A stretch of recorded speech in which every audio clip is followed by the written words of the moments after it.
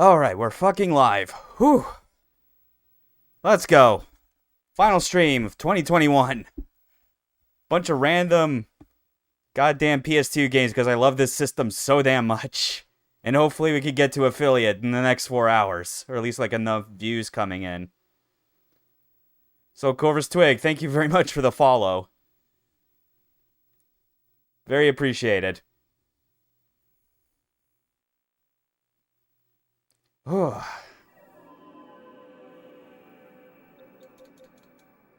It's been a year.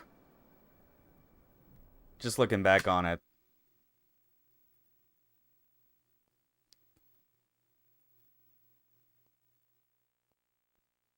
Alright. I'm just gonna start just showing off like what I got currently like on the hard drive. And because of how the setup currently is, and that I'm probably going to be having to move around a lot to like either swap out controllers or games or whatever, I'm going just with the PNG for right now. I'm not using the actual model just because there'd be a whole lot of desyncing and losing track with PRPR Live if I tried to have it running at the same time. Not to mention just I always have to have my laptop angled in a weird way just so that it can catch me while I'm still sitting in front of my TV and playing these games. Okay, so what do we got for start? Yeah, got, just to kind of show the variety that I have here, which some of these include games I got on physical disc, others I do not. Yo, Shadow Seed, thanks for stopping by. Yeah, let's get this party started. So we got like the special edition of Zone of the Enders 2, the Japanese version, Ape Escape 2 and 3, Votoms, a tie-in video game to Blood Plus, of all things, made by Grasshopper. Hey, Raph. Glad to see you here. Yeah, just quickly just running inventory on all the games I have on the PS2 hard drive to work with. The Bouncer, 2 Castlevanias, Contra Shattered Soldier, Japanese version of Devil May Cry 1. Thought I wasted a bit of time till I had to hit up the store. Yeah, that's totally fine. Yeah. Hell yeah, it is. And it's the Japanese version too, so it has proper controls. Flower, Sun, and Rain, God Hand, Gradius 5, 2 Gungraves, a Macross game made by Sega AM2 of all people. We might see that. Eco. Gungrave and Macross, talk about rare. Yeah, very, very niche. Yeah, it's also rare? The 2 PS2 JoJo's Bizarre Adventure games. Phantom Blood and the one based on Part 5. Final Mix for Kingdom Hearts 2. Kunoichi. Got MGS2 Substance and Subsistence, all 3 discs, including the one that only came with the limited editions. Michigan Report from Hell, Nano Breaker. Eat them snakes, yes, eat them, nom. Hi, Bentar. Time for Michigan Report from Hell, yeah. But also, we got good old stuff like Neo Contra, Okami. Yo, thanks for the host, Ben. Yeah, Okami really is such a good game. We got Piposaru 2001, which was a Japanese-only release, but I have this patched with English translation, and I guess we'll know for sure how it runs tonight because I've not actually tried it on the hard drive of this system. Resident Evil Dead Aim, which I've done on a previous stream already. It's an experience. Rez, which we're definitely going to see some. Robot Alchemic Drive, one of the best robot games ever. Sarugetsu Million Monkeys, which I have no freaking idea what this Ape Escape spin-off is really all about. Shadow of the Colossus, Nocturne, which should still be the like the Maniacs Chronicles edition with Raito. It's 2 a.m. for me, so I can't stay, but this is a great games list, and I'll be sure to catch the VOD. Good night. Yeah, you have a good night, Millennium. Yeah. Shinobi, the Japanese version, just because fuck super difficulty. Silent Hill 2. Uh, this is a weird one. Tekkoki Mikazuki is actually like, it's a tie-in, quote, demo game for like a live-action series that had a very brief runtime in Japan that is like kind of in the vein of like Tetsujin 28, and this was made by the developers of Robot Alchemic Drive.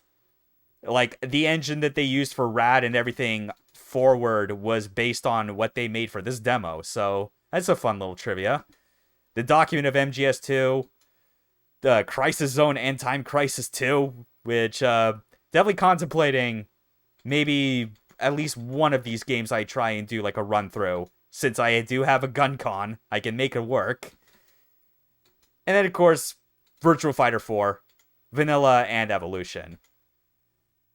And honestly, right now, I just feel like showing off some Evolution. Let's do that.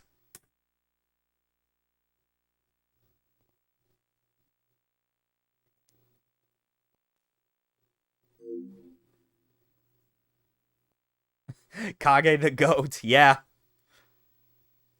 Yeah, I remember, like, with this game in particular, it was like, my first VF was 5, so, like, my main that I chose back then was Eileen, so when it came time to checking out the earlier games, I was hit with the conundrum of, Eileen's not any of these games, so who do I pick? And I ended up going back and forth between both, Kage and Aoi. AM2. Yeah. And also, let's just let this a track demo roll, because it's one of my faves.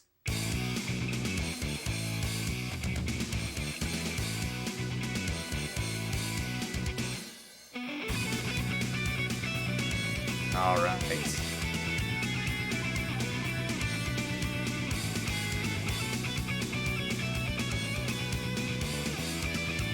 Well, there's a bit of hitching going on. I think that might just be like an issue of like the playback on this particular video running off of the hard drive. I don't know.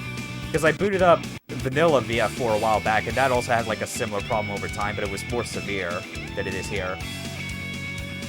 But man, just look at these designs. You know, this is back before Loud became all gray-haired. And also when Vanessa Lewis was actually black. As she fucking should.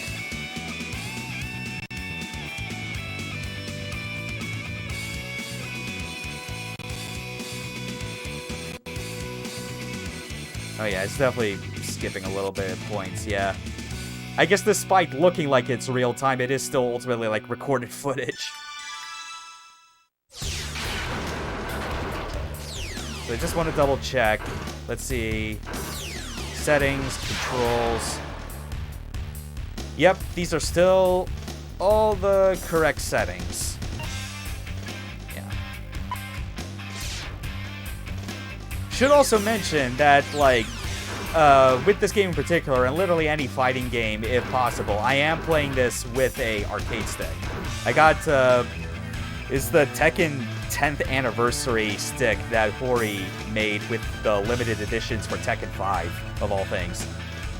Tekken 5, though, I do not own the game, necessarily, but I somehow got the stick itself just from going into a used game shop, like, years and years ago, and it's managed to serve me well. Vanessa got that Beyonce cream that might as well be bleach. Oof, yeah, ain't that the truth? Okay, so... now then. Figured I'll, like, do the run-through of the command training as much as I can, then, do arcade mode with Kage. Go!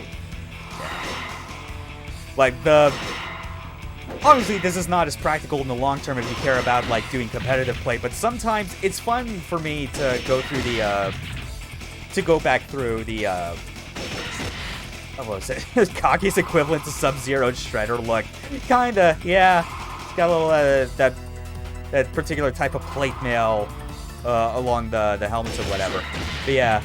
If there's one thing that I think is always fun for me about command training in VF games, or Dead or Alive games by extension since they also have it, is that I like it as an excuse to just admire the animation work. Especially in VF's case, because it's always been so top class.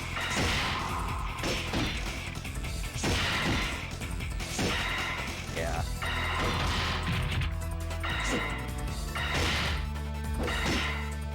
And I gotta say, though, I think, like, if Eileen had debuted a game earlier, like she was in VF4, I think Evolution or maybe Final Tune, I would feel more comfortable about calling, like, the best VF game.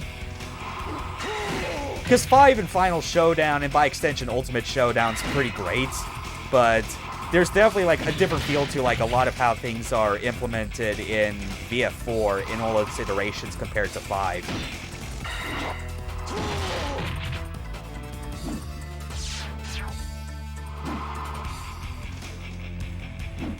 Alright, hold on. Dural's titties in this game? Yeah, don't worry about it. People were giving so much shit to Team Ninja all this time for being all like, oh man, such pervy, sexist game designers, fucking bouncing titties everywhere. Motherfuckers were too blind to even realize that this was still going on in other games.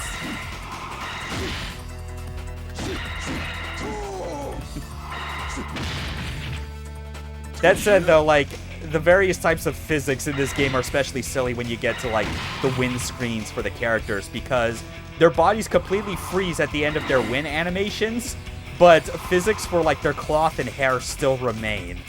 So it's incredibly bizarre to look at.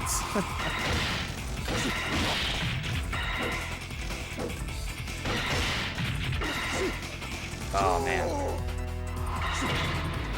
Oh, yeah. Shoryuken, motherfucker.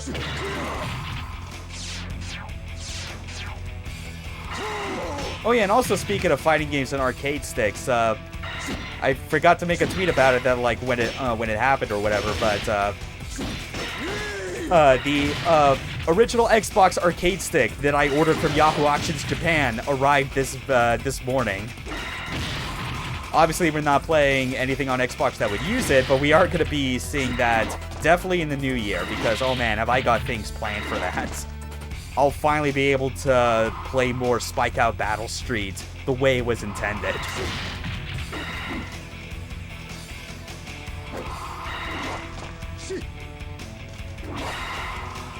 Alright. Okay, now this is where the command training for Kage always gets difficult, because this is where we start getting into his spin dashes. Like, the first step's not too bad. Yeah, but then you have to do stuff like this.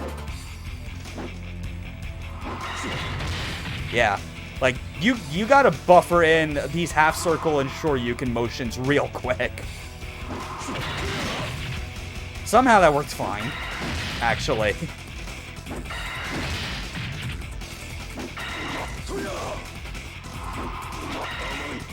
Yeah, so...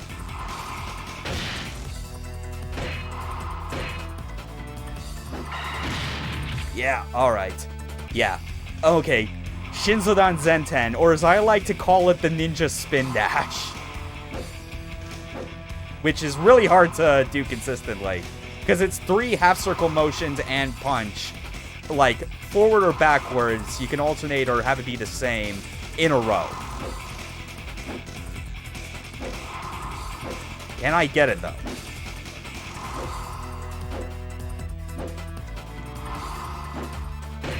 Ah. Hold on.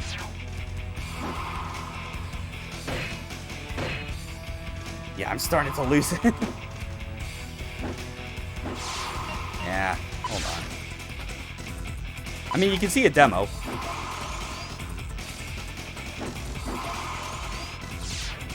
It's very faint, but you can hear a sound coming from it that does sound a lot like a spin dash. But we'll just actually skip that for now. I think that's fine. It's actually more obvious if you play VF5 Final Showdown and whatnot, because, like, the sound comes out way more clearly that it doesn't just sound like the old, like, spin dash sound effect for Sonic.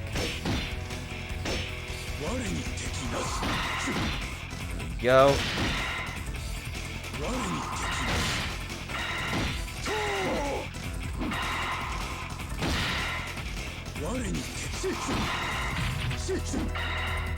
Yeah, God bless Virtua Fighter. Still my favorite fighting game series ever. Hold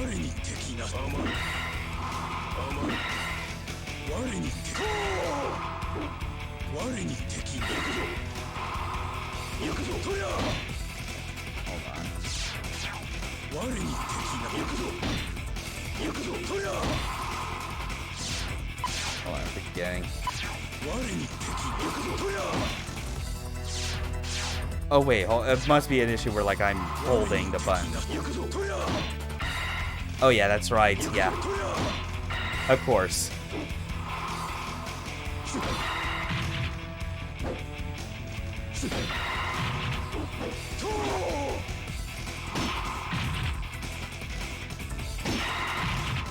Alright, let's go.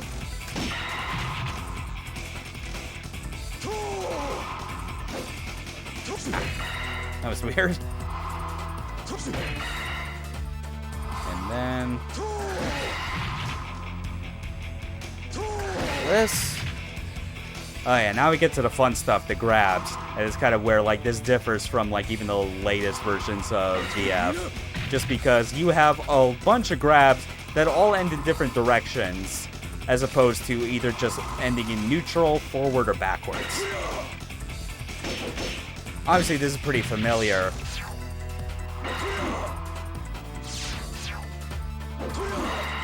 There we go. Gotta love an Izuna drop. But yeah, now you obviously got stuff like diagonals, both upward and downward. And that plays into how the throw escape system used to be a lot different than it is now. Where it was like you had to buffer in like at least up to 3 different directions plus P plus G when you're getting grabbed if you want to have a chance of breaking it out.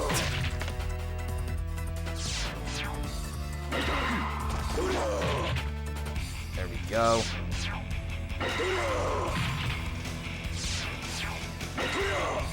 And there.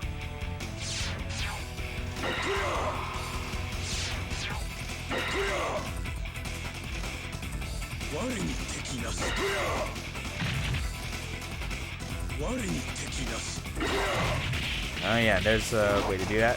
Also got some reversals, you know, just for a little bit of dead or alive in there if that's what you want.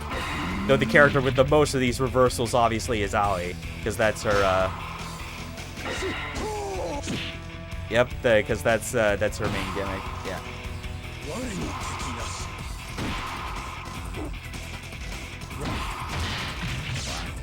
I'm forgetting what the timing is quickly.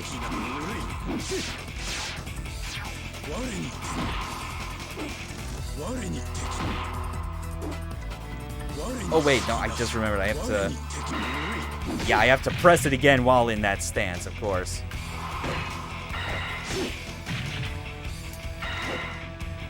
Jumping is definitely weird in this, though, I'll say. Just because BF5, especially by Final Showdown, they had the right idea of, like, if you want to initiate a jump, just press up while also holding guard. Just because it gets a bit confusing that in this, if you want to jump, you have to press punch or kick, one of the attack buttons, with an upward direction on the stick, even though it also sometimes expects you to, like, press a button, one of those 2 buttons if you want to do a certain attack. Yeah.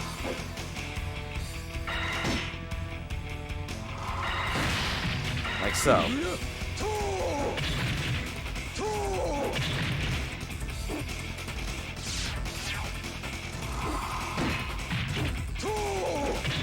Okay, come on. There we go. Just had to keep doing that. Come on. There we go.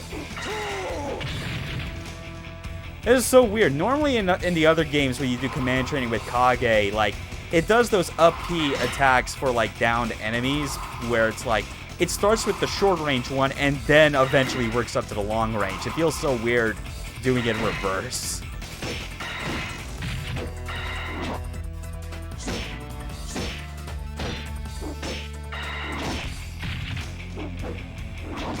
Yeah, so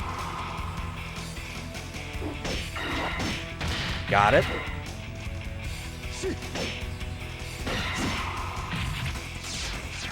Almost at the end.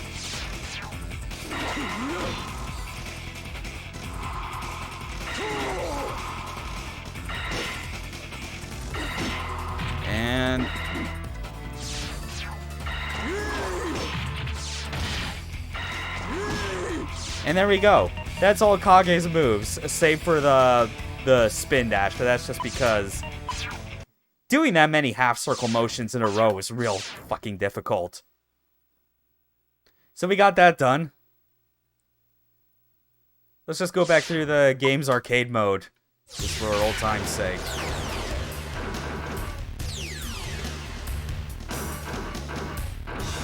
Oh yeah, that's right. With arcade, you can like choose your different routes just because there's more characters than there are matches that you can fit into a single arcade mode playtime. But I want to actually just double check the options.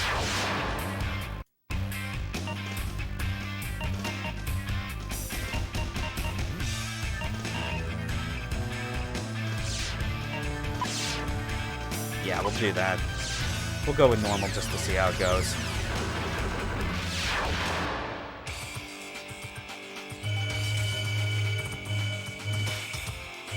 Oh yeah, but also that's like... Right, it's an option if you want to make it so that like the... like if you can manually choose your arcade route or just have it like determined based on who you're playing.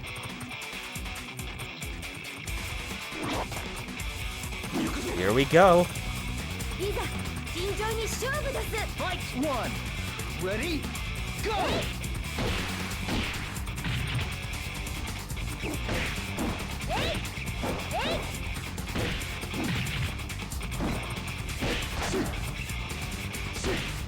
Alright, come on.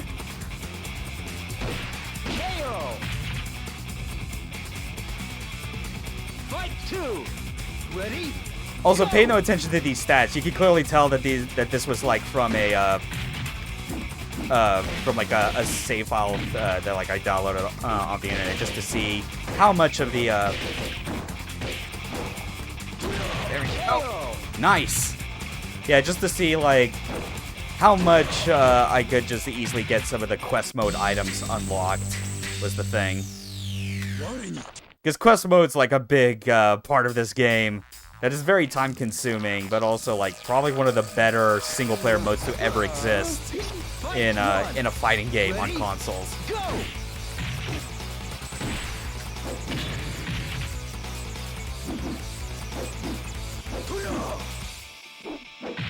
Oh man, missed my chance for that. There we go.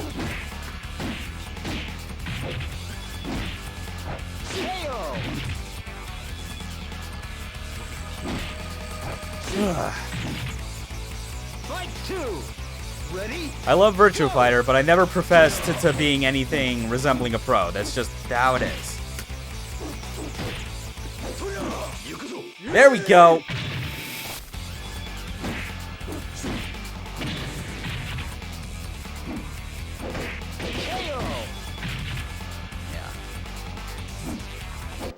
But everything just about it is like... It's really hard to describe in detail, especially when you're trying to like play these games live, but it's just... VF has just always felt 100% right to me. Even when going back to some of the earlier games where like obviously the gravity is like very weird, you know? We got freaking moon jumps everywhere and whatnot.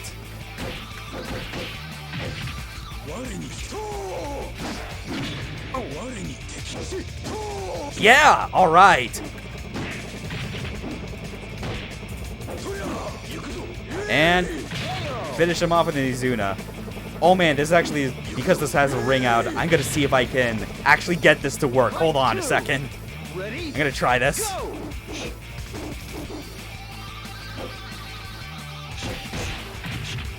on. Oh man, no, that was not close enough. There we go. Bye, and there goes your neck. Seriously, look at that. That would have killed anyone.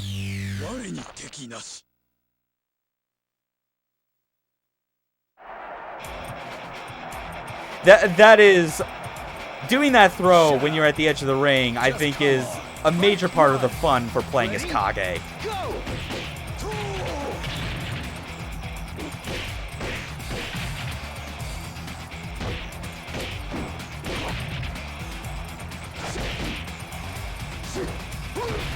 Oh there, oh there. Wolf is not messing around now. Fight 2. Ready? Go. Oh Jesus, oh God. He's so angry.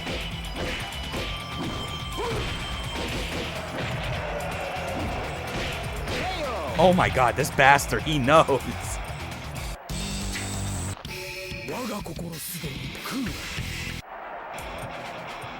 Land 4 counter hits, right? Yeah, and sometimes you get these missions. Oh no, giant swing. Oh, didn't get the Ukemi in time.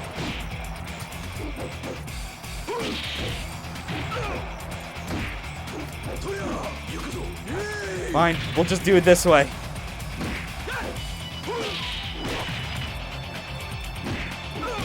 Oh, come on, bastard.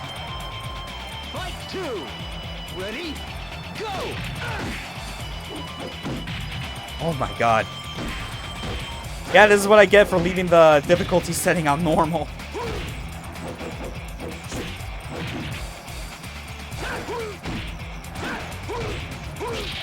Oh man, and I'm screwing up like the input on trying to get that Shoryuken out is the sad part. Like I'm trying to get it to work. Fight 3. Ready? Go. Ooh. Oh my God. Punch, damn it.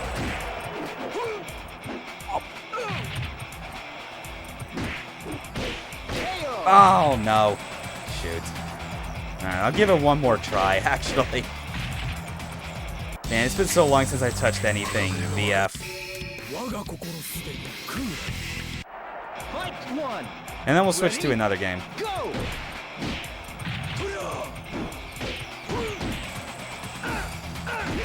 Oh my God.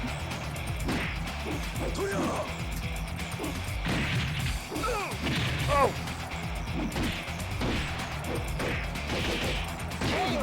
Okay. Let's see if we can do this. Fight 2. Ready? Go. Oh man. Wolf deals so much damage.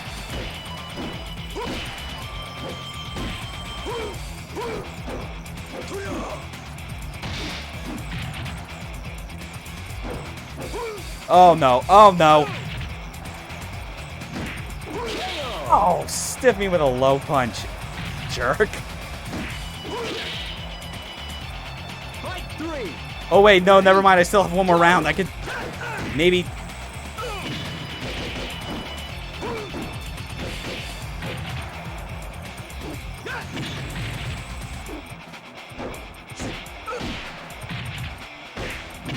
Okay, come on.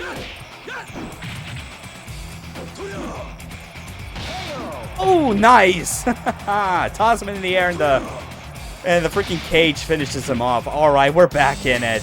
All right.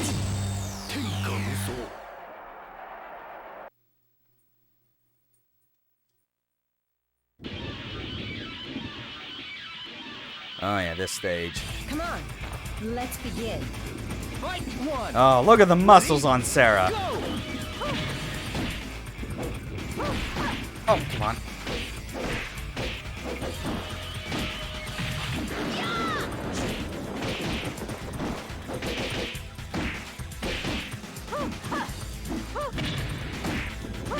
Oh man, yeah. So far, it's staying very true to the spirit of difficulty in arcade modes for fighting games.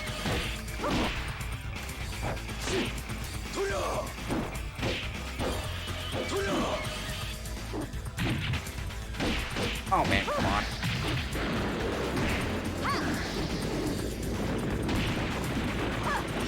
Oh jeez, I forgot. Yeah, she got that specific flamenco. Shit. Oh man.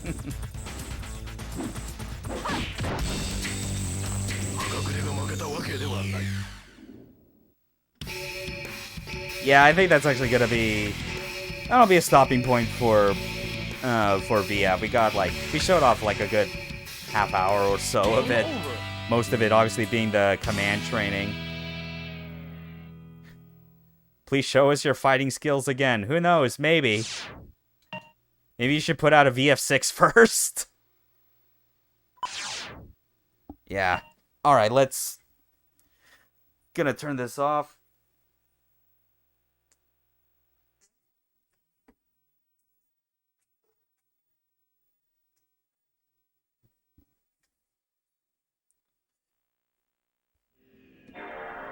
Okay. Booting this up again. Let's see. What's another game that we can load up? Something that's interesting to show off. Yeah, because there's other stuff that I have that would be, like, somewhat playable.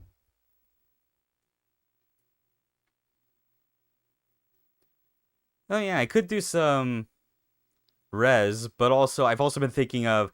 It's not even so much playing, but I just want to have a section of this stream tonight where I'm like, let's just watch all the cutscenes in the MGS3 Secret Theater. Because that's always a good time. Like, who doesn't love all, like, the silly nonsense that happens, like, in that particular mode?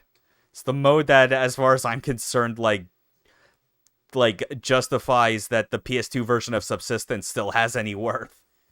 I mean, it's that mode as well as Snake versus Ape. And a little crossover with Ape Escape. But yeah. Oh yeah, but we could also do some Neo Contra. That could be fun. But let's see.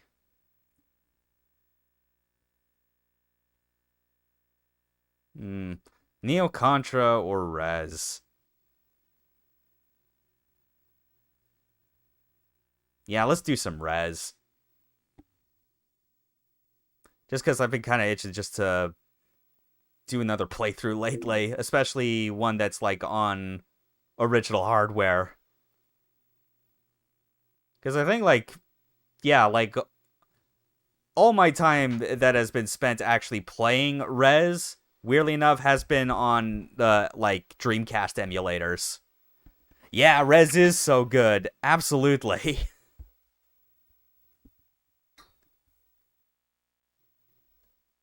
New file created. Activate vibration feature. Absolutely. Yeah, just hoping all this will come through looking very nice on the stream. Just because it is very vibrant, full of colors, all kinds of stuff. And fun fact, when speaking a little bit about Rez in particular, and like the early versions of the early releases of this game, is that as it turns out, with the Dreamcast version of Rez, when that first came out, that one was only 30 frames per second, but it could take advantage of like outputting VGA at like 480p. With this, because most PS2 games just settle for 480i, it goes for an interlaced resolution, but it doubles the frame rate, which I think is a nice enough trade-off.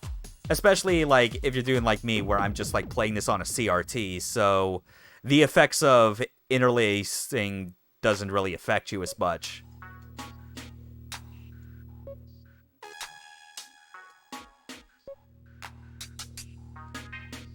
Oh, yeah.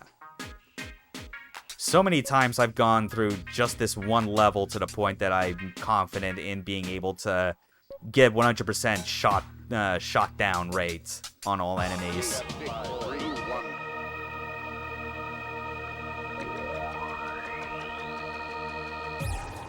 There we go. Looked like it was taking a bit longer to transition than I was expecting, but I guess that's just to keep it in sync with like parts of the music. Obviously, that's how the game's programmed.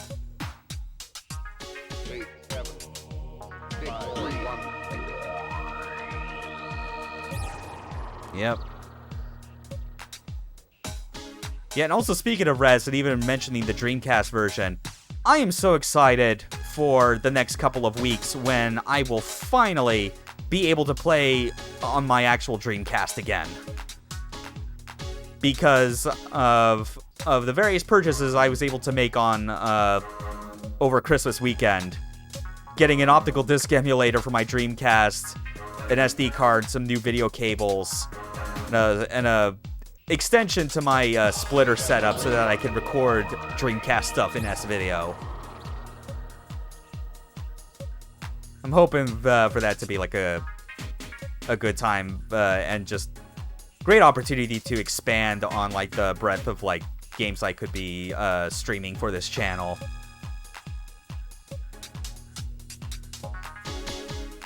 There we go. Okay, come on. Oh yeah, we're just gonna do overdrive right now.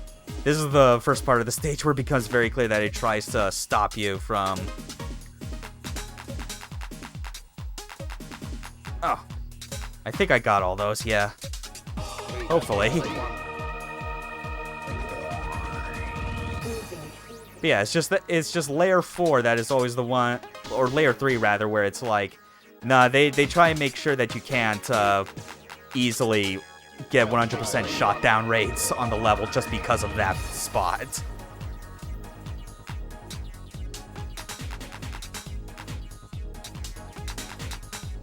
There we go. Ugh.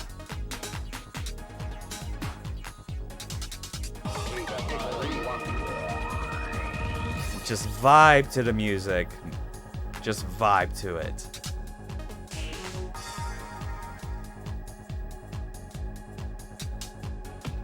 I know I am, especially with all the pulsing vibrations going on with my controller right now.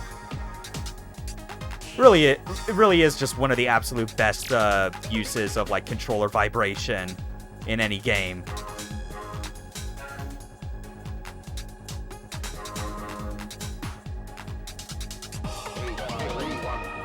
It's just too bad, actually, thinking about it, that I don't have the trance vibrator. Just because I never got to feel what that's like. But I'm pretty sure it's just a USB dongle with like with a vibrating function at the end of it. So it's like that. Yeah, it vibrates and syncs to the music. But then again, that's already what the DualShock is doing anyway. So it's just, I got it somewhere. You're not wrong. Yeah. Good to know about that assumption.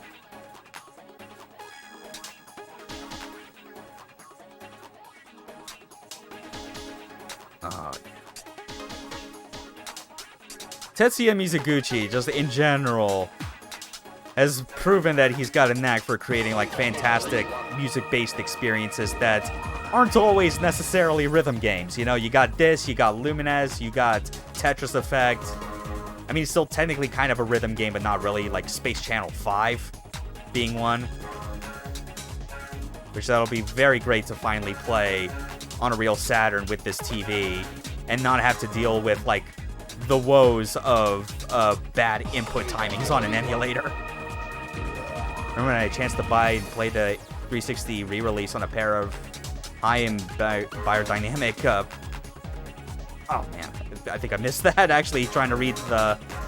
Whoops. Okay, whatever. We're not getting 100% shot rate on this level, for sure.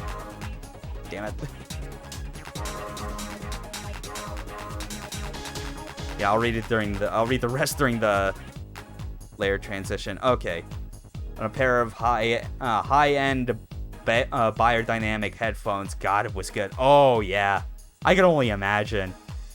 Actually, like, fortunately with this CRT I have, it does have a headphone jack on the front. If I wanted to, I could just plug my headphones directly into that, but I also want to, like, you know, not miss any potential notifications that, or alerts that happen on stream, so I'll just leave it where it is.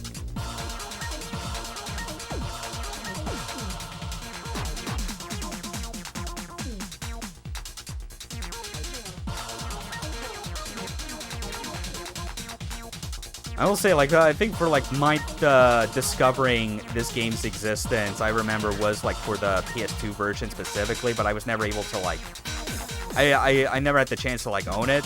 I think I only got, like, one chance to rent it back in the day, back when, like, video rental, and game rentals was a thing.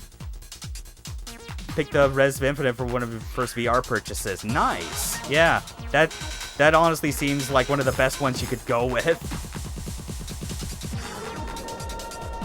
But yeah, the PS2 version was what I was first able to experience, and even then it was only just with, like, one rental of it back in the day, just because it was, like, so hard to come by.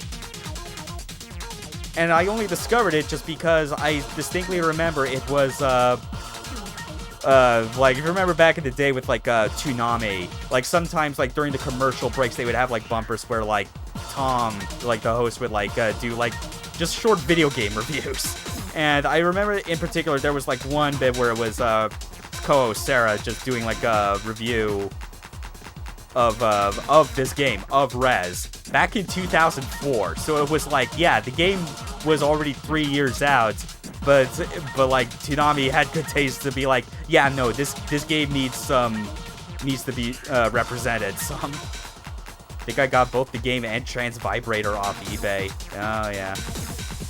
Oh yeah, you remember that review as well, Shadow Seed? Yeah.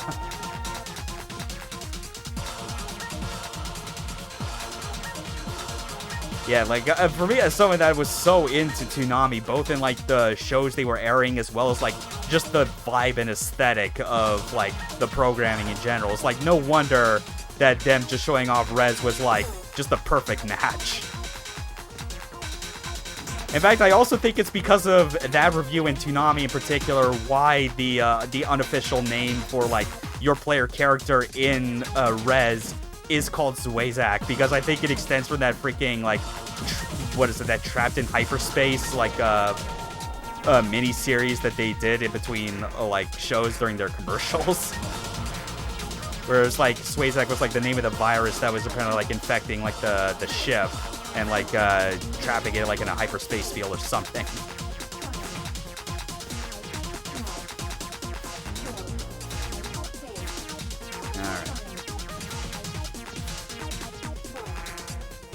Man, those were the days. Now let's just finish off this boss right here. So far, not gotten hit, which is very good. Definitely want to carry as much of this into the, like, into the next level. There we go.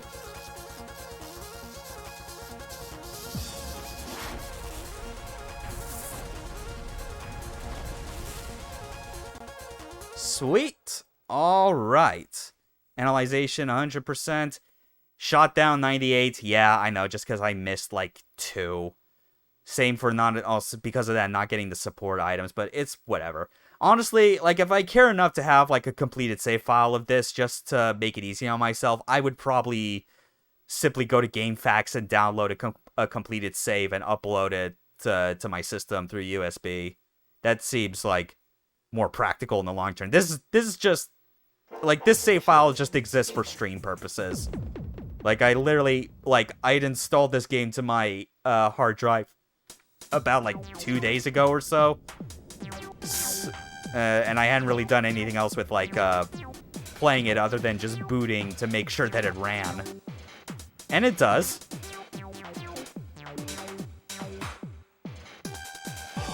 Okay.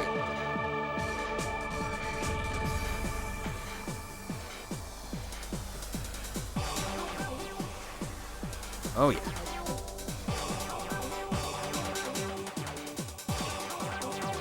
There we go.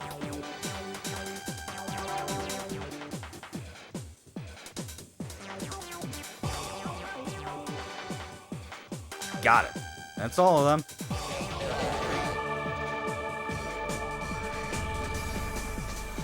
Oh.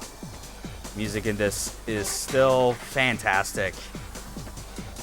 Especially looking forward to the later tracks. Most importantly, Fear is the Mind Killer.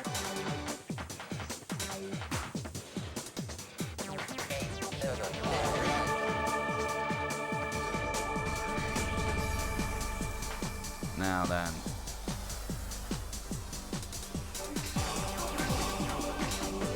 Oh! Oh, wait. I'm an idiot. I just completely missed that one that was trying to fly right past me. I'm an idiot.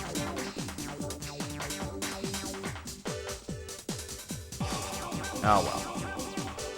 I mean, the precedent was already set during the first level. We're not getting 100% on anything. Not like it matters. Oh, don't want to forget those.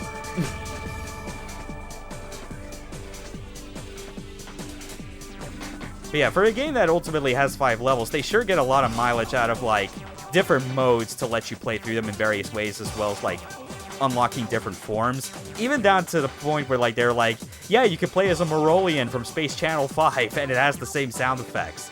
Like, that's pretty good. They were by the same dev, so it only makes sense.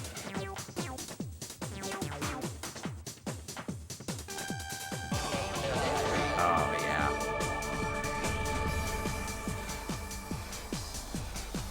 Layer level 5.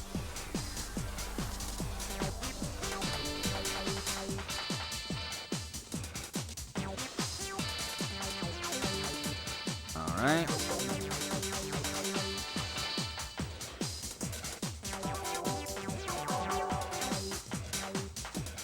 Okay.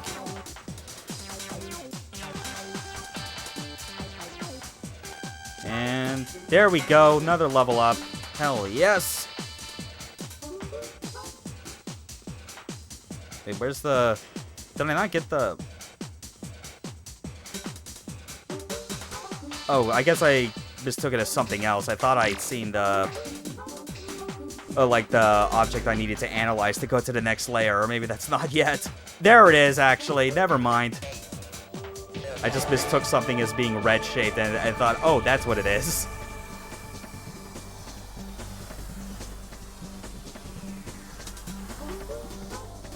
This really is just one of those games where, like, you can feel satisfied playing it on, like, no matter, like, what platform it is or what display and resolution you have.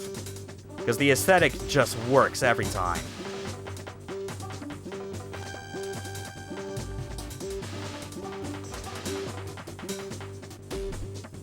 Oh, god damn it, I went down one level. Something hit me.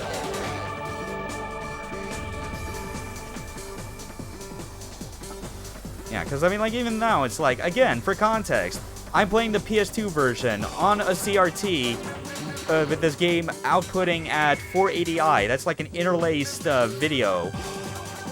And at least on my end, it still looks freaking fantastic. And hopefully it still looks just as good on stream with all, like, the effects and, like, layers that I have on top of everything, you know?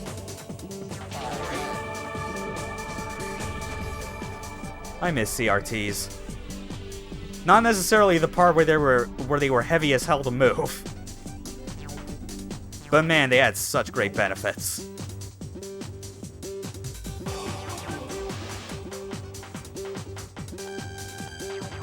Alright.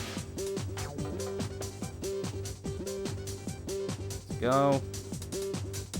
I think we're close to getting back to the level that we were previously at before we got hit. Yep, there it is.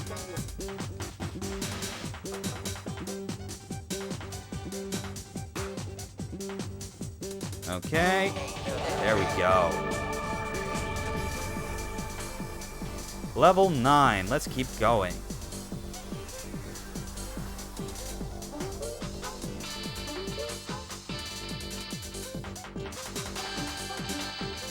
Alright.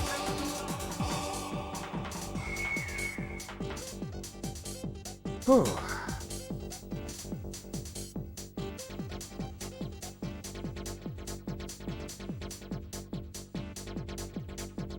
Oh wow, we're already there.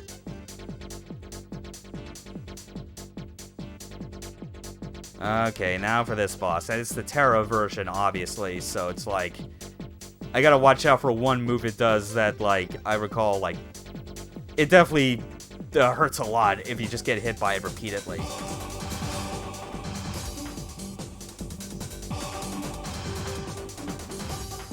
Alright. Just gotta keep dealing with all these tentacles.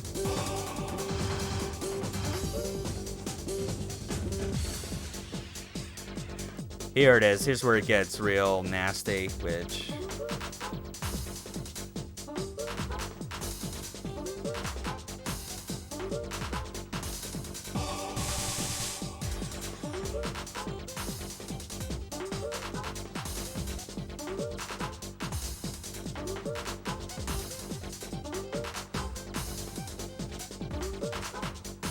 I might have to pop an overdrive if it comes down to it. Yeah, I'm just gonna do it right now. Screw it.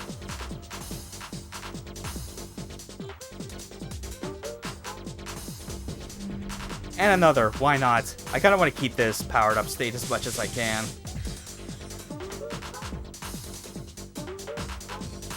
Just please be done. Yes, this is the last layer. Oh, no. Asshole. Come on.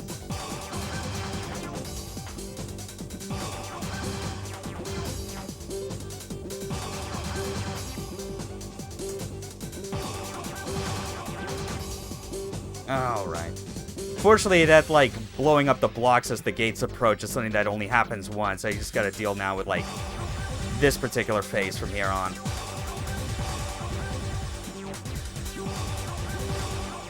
Ah.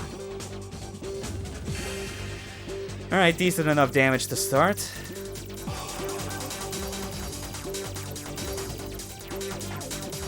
Go.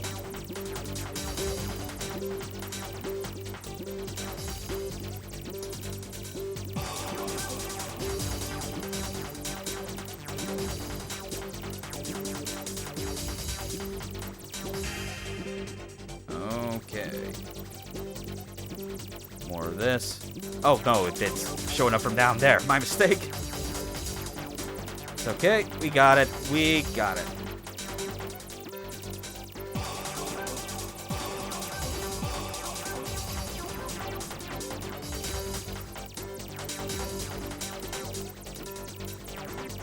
As satisfying as it can be to get, like, full 8 lock-ons and then releasing, like, repeatedly, sometimes it's just important to, like, mash like crazy in order to get rid of these things as fast as possible.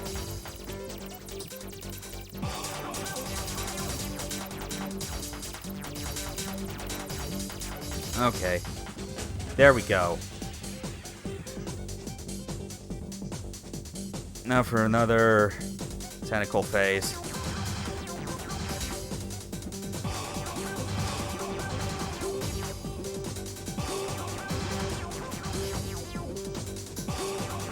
Alright. So far, so good.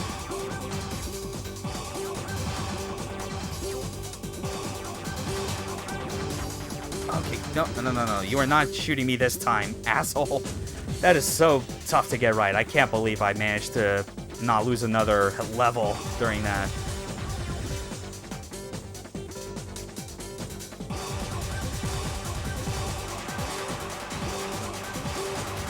Yeah, melt that health bar. Yeah!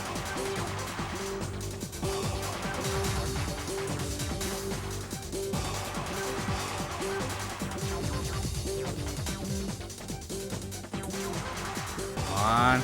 He's almost dead. Yeah! Oh, wow. That went so much faster than the last time I tried fighting him. I think it got to a point where it was like I was having to deal a lot with the projectiles that were being fired my way and having to clear them before I could even get a shot. Analyzation at 9. Oh, okay, yeah. So it turns out I actually did miss a spot to, like, analyze. That's a shame. Oh well, but 100% support items. Shit. Oh well. Maybe I'll have my redemption in the future when I play the Dreamcast version of Rez. Because you can never play enough versions of Rez across any platform.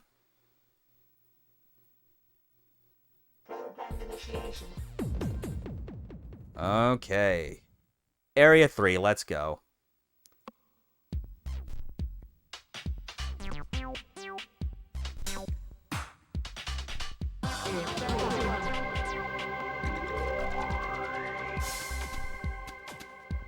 Okay.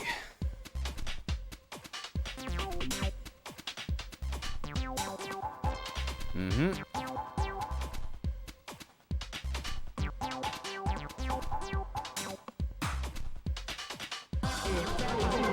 Nothing else around. Cool.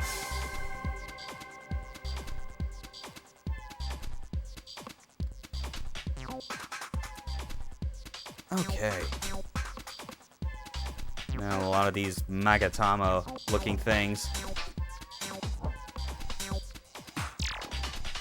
And another overdrive.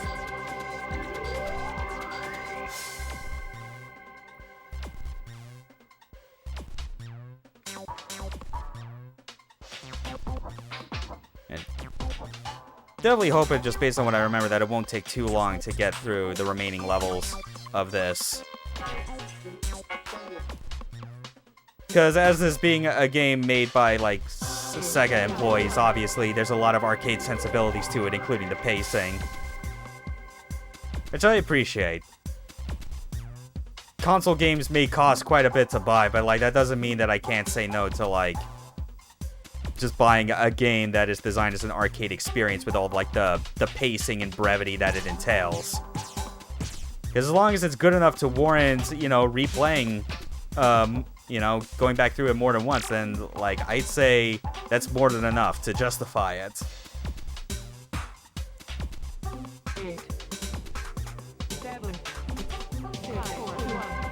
Good. Didn't want to miss that.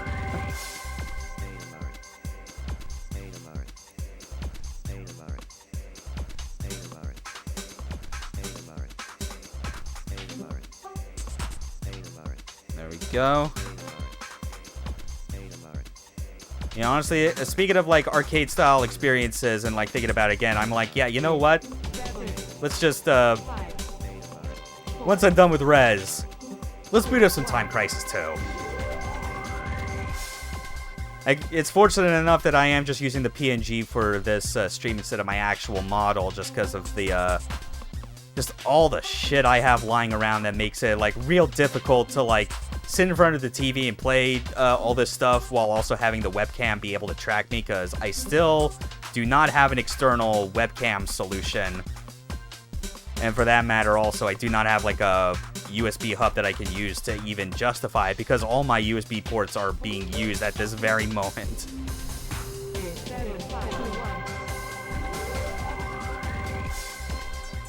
Nice. I'd say it was a good use of an overdrive.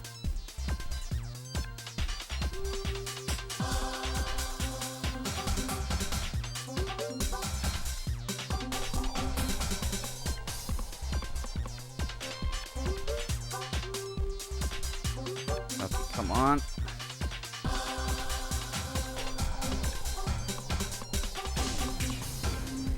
Oh, man. Got a bit overzealous. Oh, well. There we are, though. Oh, yeah, this is such a cool yet very weird form. You no longer look like a humanoid. You are just a floating orb. You have transcended.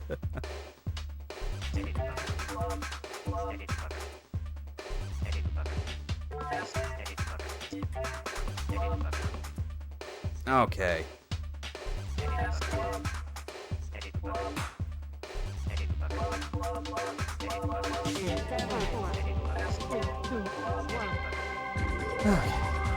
Man, even like the blue support items aren't even that useful to me anymore, because now I'm at a point where, like, this is the max level. There's no reason for me to have that health meter. So it's just whatever. Pick it up for bonuses. Why not?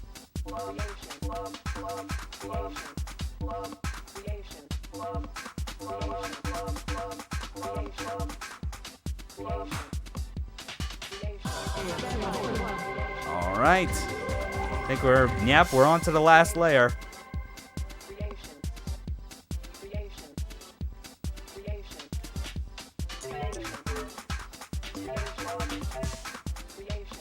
There we go. Whew. Okay. So we're getting the Terra version of, I forget, what's this one called? I think it's Venus or something?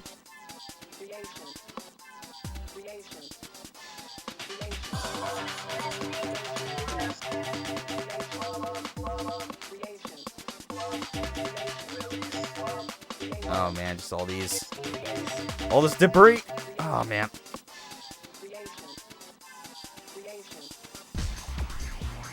Yeah, it's a Venus. I like this setup for the boss.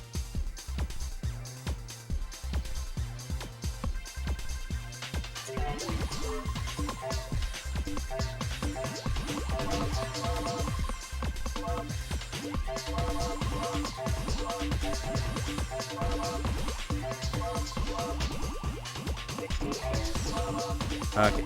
Oh, man. Oh, no, I lost the level. Yeah. Unsurprisingly, just with how this game is designed, it's like, the better you do, like, in the core stage, the layers leading up to the boss fight, it's like, it results in the fight being noticeably tougher. So I've been consistently getting the Terra versions of all these fights. And you can tell, like, it's, like, so far, like, the only one that I've been able to get through unscathed was, like, the one in the first level.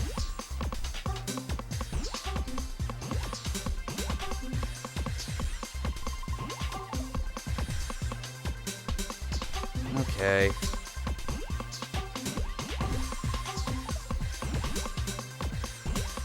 What do we got?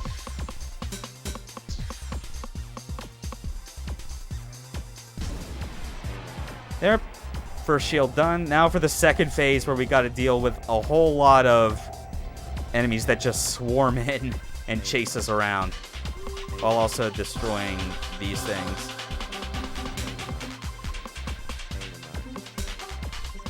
Okay, come on. There's always a very intense section.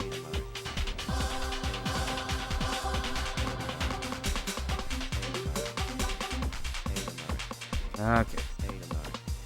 Keep focused. Oh, man. I did not see those there. Assholes.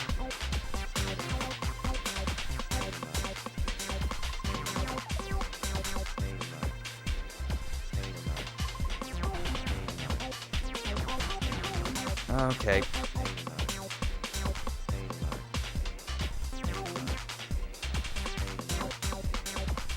Man, do I just...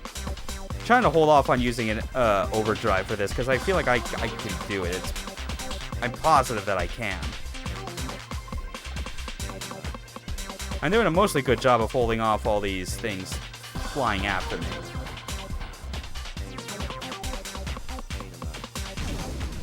Ah, there we go. Got it. Now on to the final stage.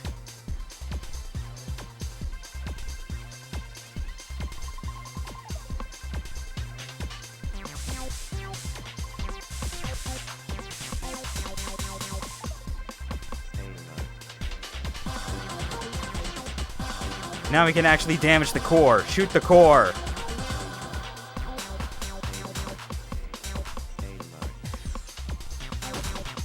Oh, man. Oh, I forgot about those things they just lower down over time.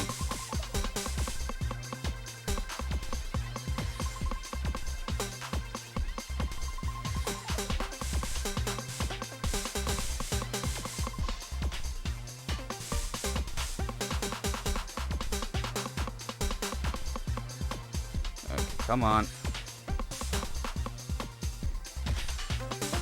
Right, and if I don't shoot them all down fast enough, that's what happens.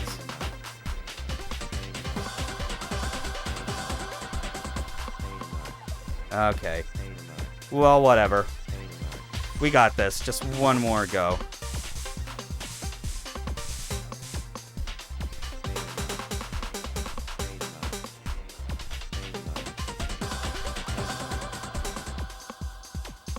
Oh, nice. We got it. Whew.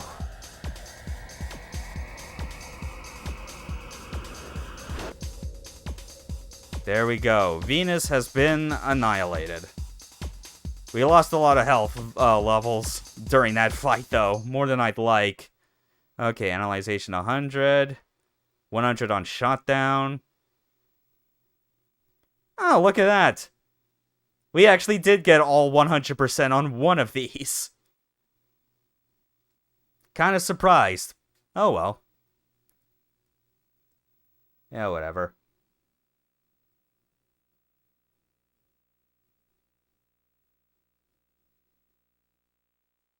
You know, all these unlocked forms that we're not going to show off since we're only doing a single playthrough. Okay, Area 4. Let's head to it.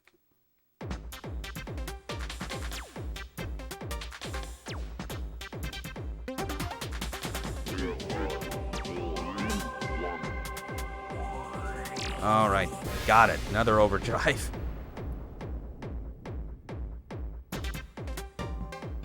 This one I'm definitely looking forward to the boss of, just because I remember it being like a pretty nuts as far as just like how long it goes for and like just the core concept of it.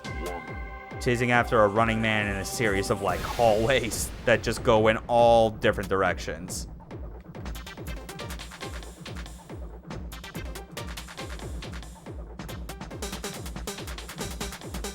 Oh, no. Oh, man. Already lost my chance for 100% shot down, obviously. Could have used an overdrive, but nah.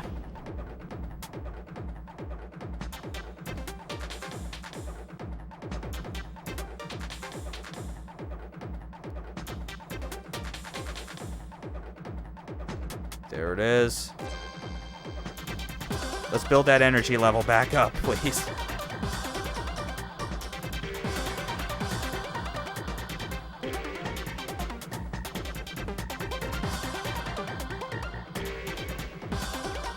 Ah, screw it. We'll just do this.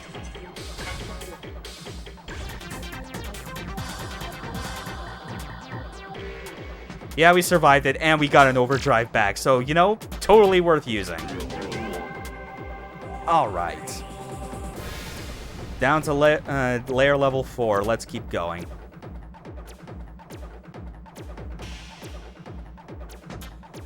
This game gave a horrible headache playing it back in the day. Oh, yeah.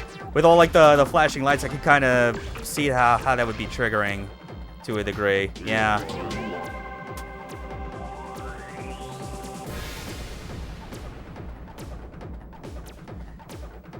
You know, at least as much as I was tempted to do it, I would say that I'm pretty grateful that, like, I'm at least playing this in a well-lit room.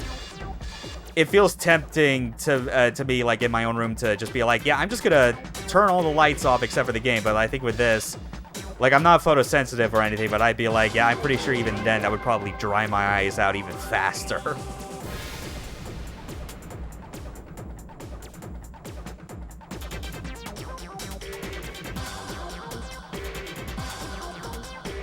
Got it.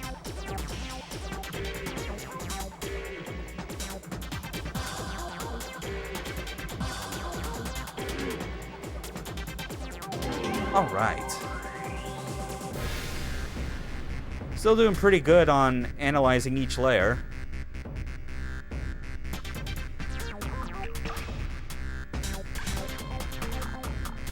Come on.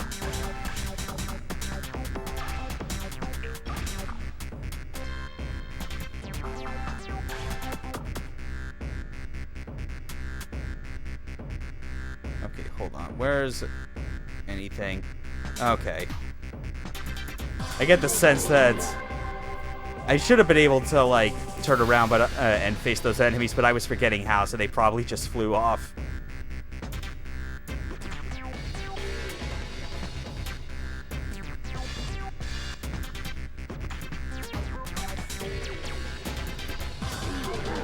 Yeah, just the vibrant colors get so intense the further in you get.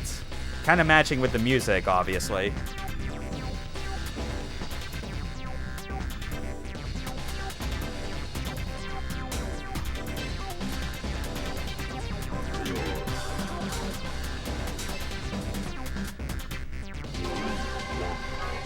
There we go, back to level 4. All right. We're close to our final form again.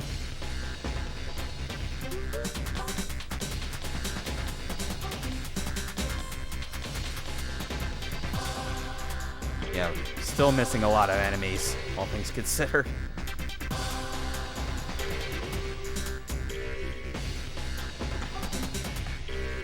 Okay. There we go. Now for like a major color inverse. Oh yeah. Yeah, it's the Giga form instead of Terra, so not nearly as powerful as it would otherwise be.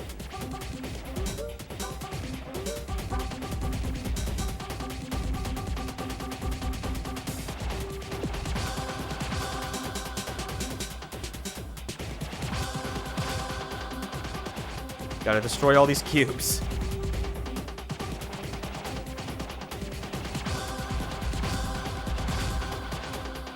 Come on.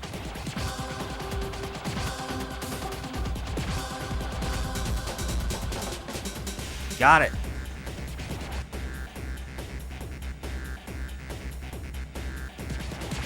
Yeah, this might actually be, I think, my favorite boss of the game. Like, Venus was cool, but this one is just like... It's like, it just gives you the sense that you're doing like a very intense gauntlet. Oh man, and I missed the alternate path. Shoot. Didn't shoot it in time.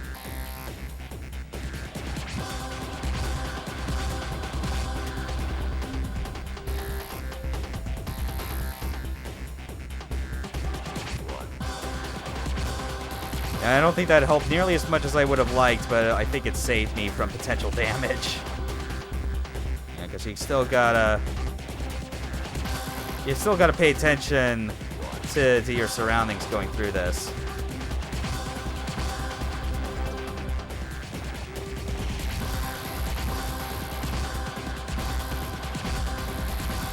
Come on. There we go. 50%.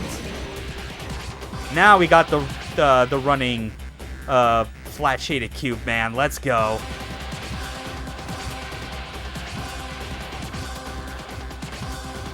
Seriously, like, this is just like a crazy spectacle.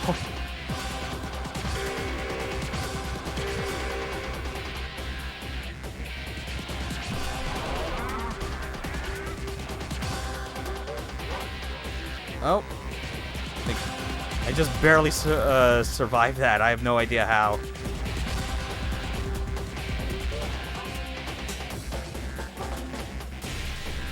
Alright. Final phase, let's go.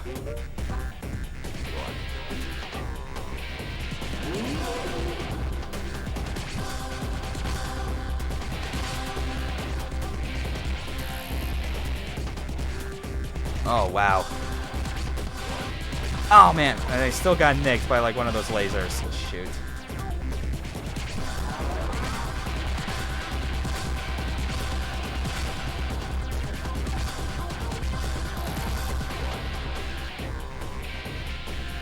Come on. Yeah, just gotta keep shooting it in order to bounce him away from, like, just belly flopping on you. Come on.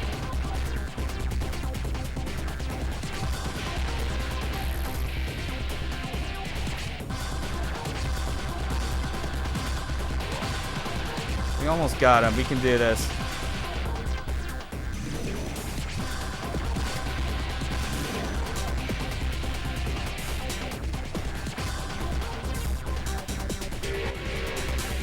Oh, geez, all these missiles. That is so... They're so hard to see sometimes. There we go. Nice.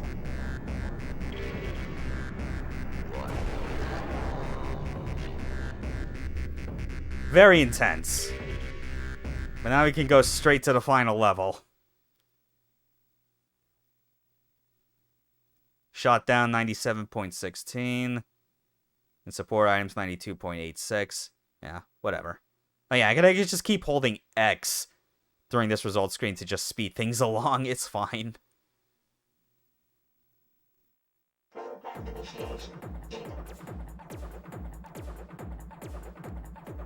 Unless... Wait, hold on. Oh, shit. Ray, I think I forgot, actually. Didn't I... Oh, right. Ah, my mistake. I completely fucking blanked. Like, the fifth level doesn't actually, like, it doesn't unlock unless I think you get 100% analyzation rate on, like, all these levels, these first 4, and I'm just like... Ah... Do I really want to go back just to get the one layer I forgot to scan? It's a dilemma. Actually, you know what? I'll say that's the end of the demonstration for Rez. Just because I'm picking these games out at random doesn't mean that even if they're short, it doesn't mean that I have to, like, play all the way through them. It's just I'll have to save Fear the Mind Killer for another time. Probably on Dreamcast. We'll see how that goes. Anyway.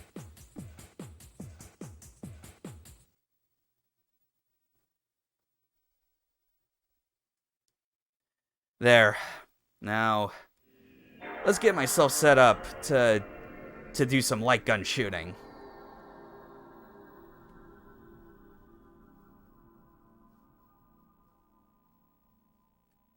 After this takes its sweet time booting back up, because this is the only downside I have to deal with now that, like, I have a modded PS2 with a hard drive running all, like, free hard drive boot and whatnot. It's just that it takes extra time to get set up. Oh well, that's what you have to deal with sometimes.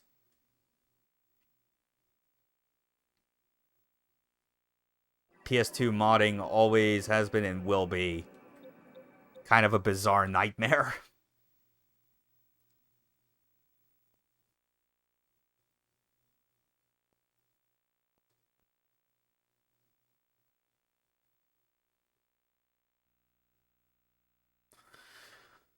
Okay.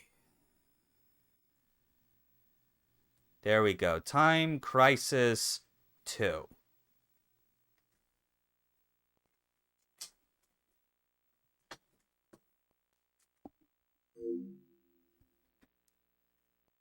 Alright, I got gun in hand. Let's get ready.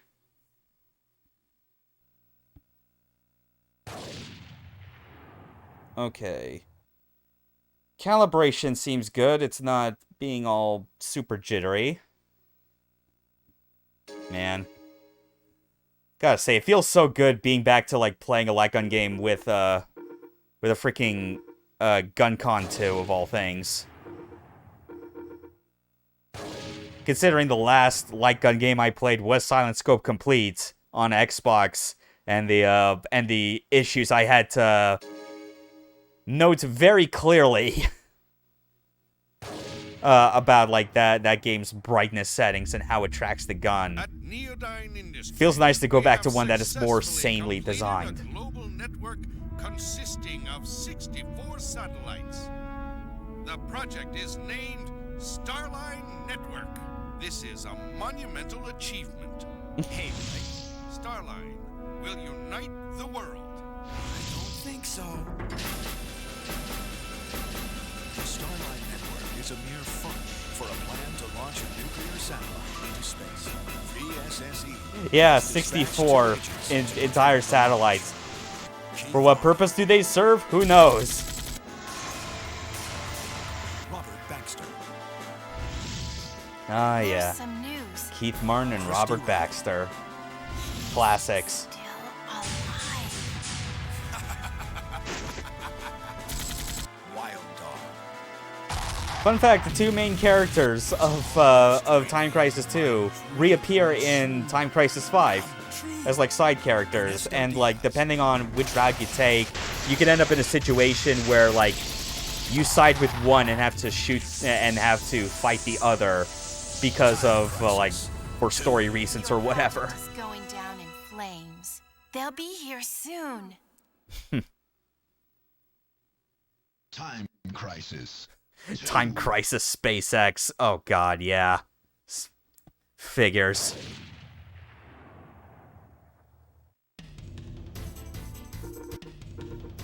Alright, let's check the options. See what I can Okay, so...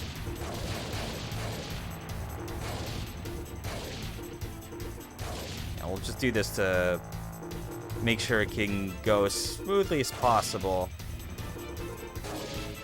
Show as much of it as we'll be able to. Oh, yeah, and double gun mode. That's right.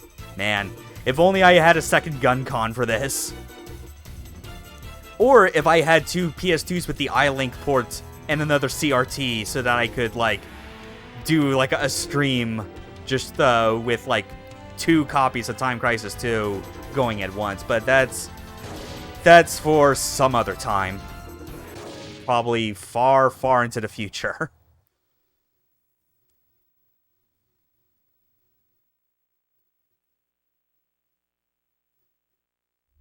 Alright. Yeah, I got a couple jumps in viewers, I see. Good timing, too. I wouldn't want people to miss out on me streaming a type of game that you just don't see anyone else being able to show off in as authentic a form, you know? It's me, Christy. Plus, as far as popular arcade games go in, like, their history, it's like, yeah, there's a lot of fondness for Time Crisis 2. Keith and Robert. I remember the days of, dude, wouldn't it be cool if we system linked our PSXs so we could play first-person Bushido Blade? Holy shit, I forgot that was a feature. Oh. I mean, never mind the fact that even now, I still dream about the idea of resurrecting the Giga Quad and doing, like, getting a four-person stream going for Four Swords Adventures. And if anyone tuning in is wondering, Ark, what the fuck is a Giga Quad? Well, that's a long story, and it's an amazing one, and it's a lot easier to explain if you're someone like me who's been on the Something Awful forums or is aware of what stuff has happened on it.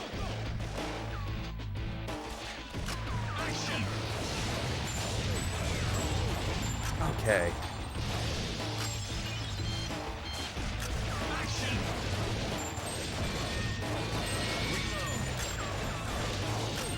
Just barely dodged that, yeah.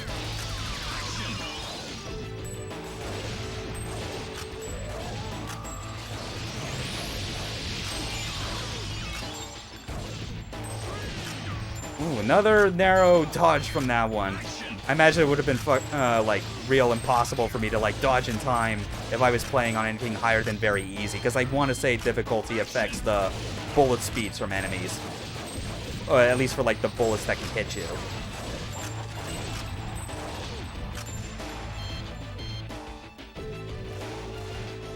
All right.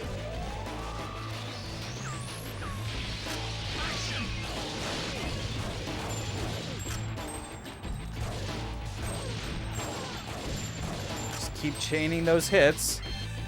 I remember playing this in the arcades near my house. Yeah, I remember being able to play this whenever I went to like the mall in my in my town growing up. Granted, like I remember being able to like play it there like in a like when it was years past when it was relevant. So it was clearly like in one of like those very small kind of not very special looking arcades. But it had that, it had Scud Race, and it had the DDR Supernova. So yeah, I had some things to play around that time. It was nothing like the arcades I got to go to when I was living in Washington State for a few years. Now, that was a fun time. That is definitely something that, like, I genuinely kind of miss.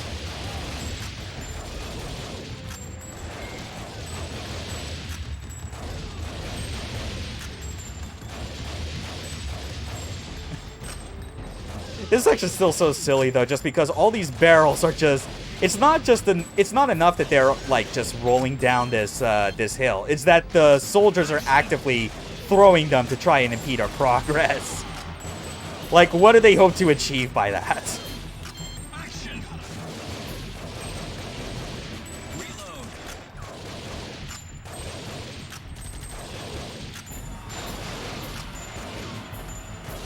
All right.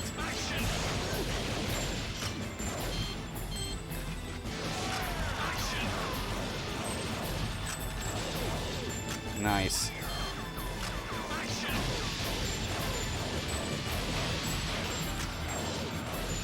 And got him.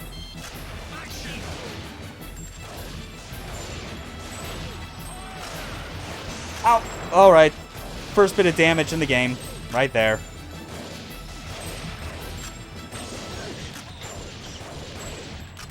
And there.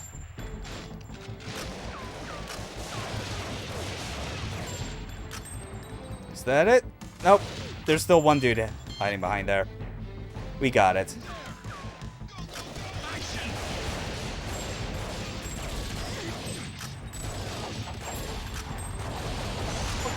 More damage.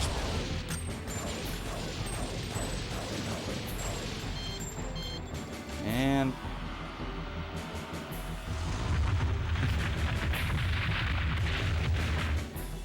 oh yeah, that's right. Machine guns. Ah. Ow. That was bad timing on my part. And that. I am definitely starting to slip.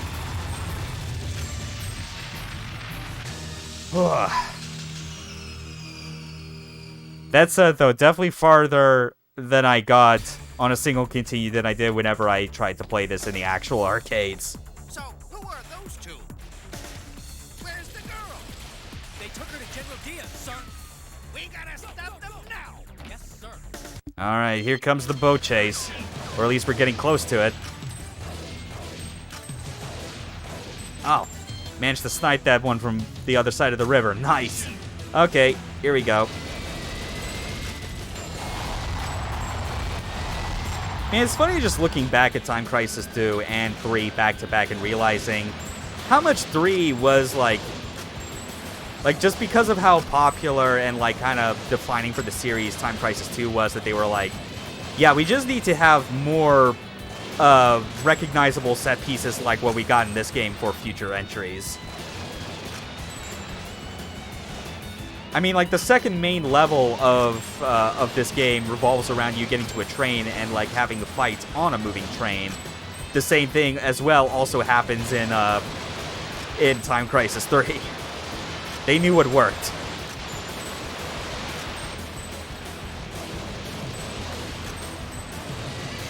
That said, I think I enjoy the Jeep chase, which is, I guess, like, the Time Crisis 3 equivalent to this boat section, a lot more, if only because you aren't dealing with, like, the egregious shaky cam. That makes it kind of difficult to be able to, like, hit things effectively.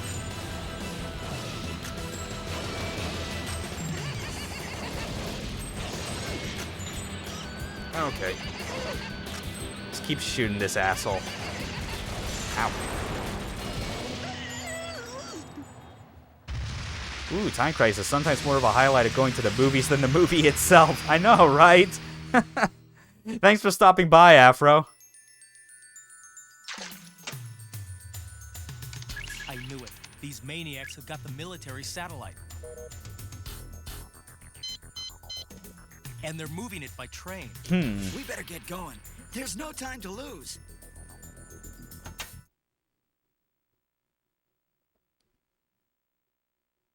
I still think my favorite protagonist pair in the Time Crisis series is still in 3. Alan Dunaway and Wesley Lambert are fantastic. They're on to you. That fool, Yakov! How dare he fail? Hurry it up! Yes, sir. Because it's like, Keith and Robert's designs here are like iconic, but in a way that like you look at them and it's like they're very plain, they're very restrained. They obviously adhere to the same like orange blue like color dynamic sort of motif that the later protagonists obviously adhere to. But 3 has just enough flair, extra flair to the designs without going so overboard like the main characters in 4 and especially 5. 5's character designs, like, that game is fun from, like, what little I was able to play during my time in Washington, but holy shit are, like, those character designs, like fashion crimes, I would say.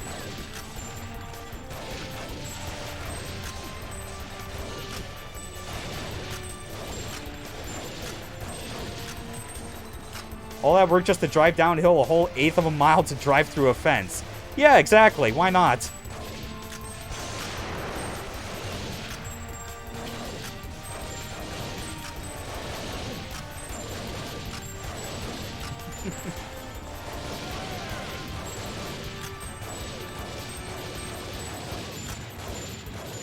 Alright. Keep it coming.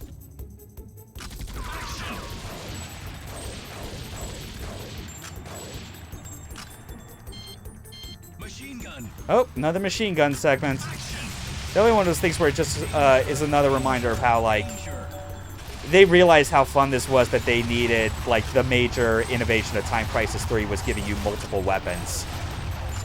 And, like, earning ammo for each of them as it went along.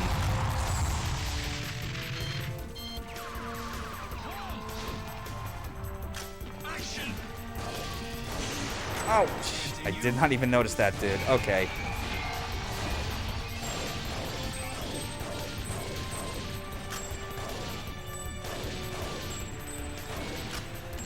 Alright.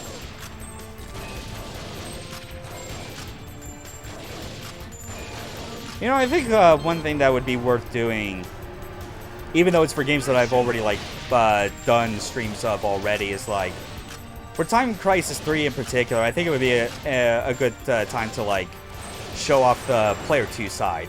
Because even with just one gun con, if you plug it into, like, the second USB port on the PS2, you can actually, like, it'll register you as being Player 2 instead of Player 1.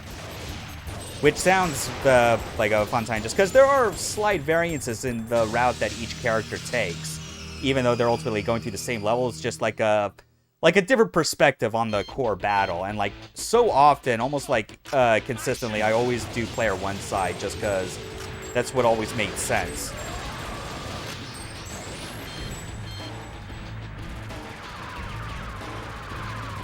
Alright.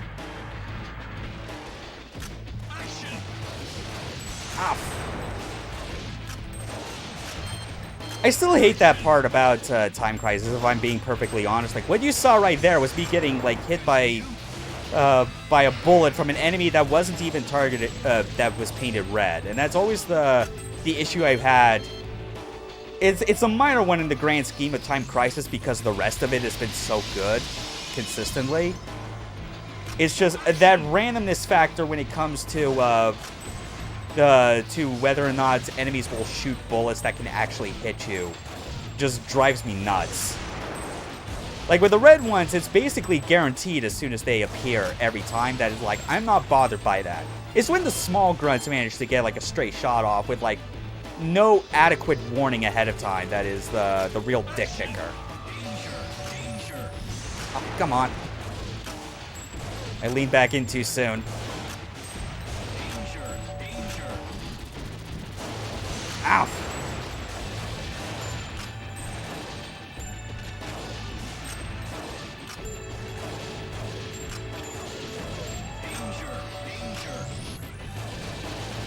Okay.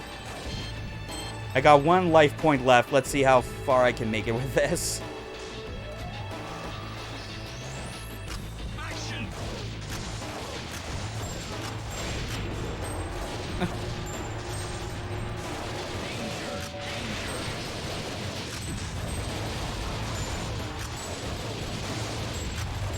There we go. I'm still hanging in there. Oh! Dodged the bullet right there.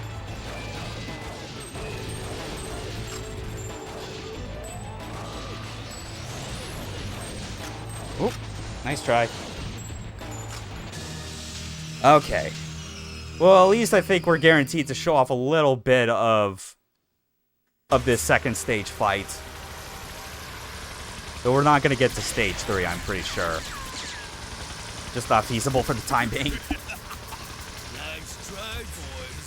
With my job's to protect this satellite. It's time for you to say goodbye. All right. Action.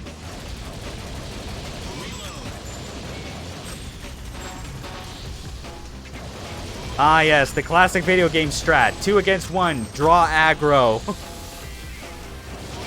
Make it difficult for the boss to focus on just one consistently.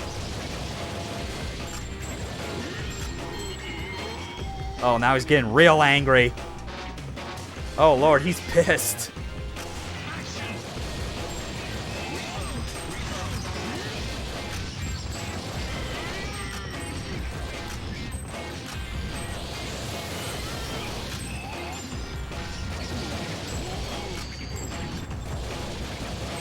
Shoot him in the dick. Alright, I'm granting you your request. Oh. Shoot him in the dick and the butt.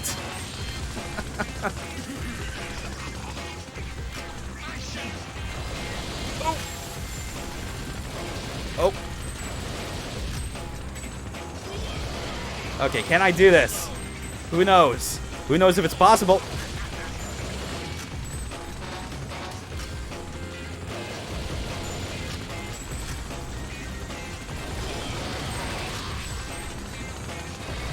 Yo! Alright, I wasn't actually expecting to finish that boss with just the single life that I had left.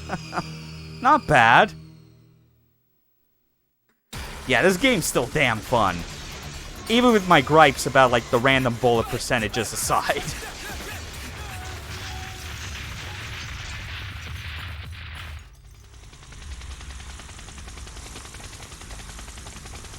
Did you get him? Nope. Alright, now let's see how far we can get into stage 3. Chances are high we won't be able to see Wild Dog.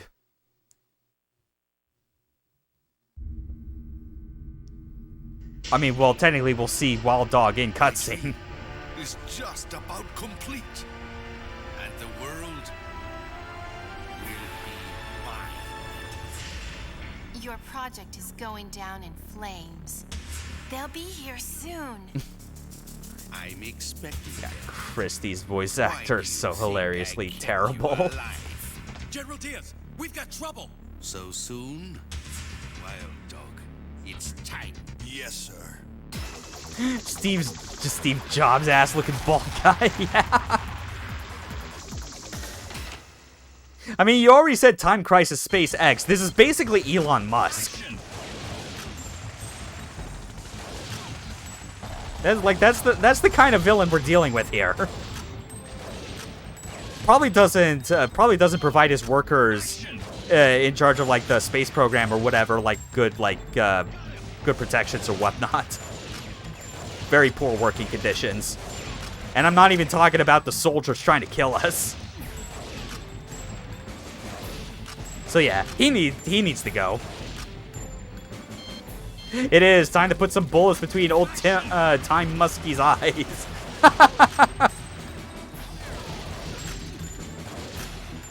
Well, that depends still on how far we can make it on this one life.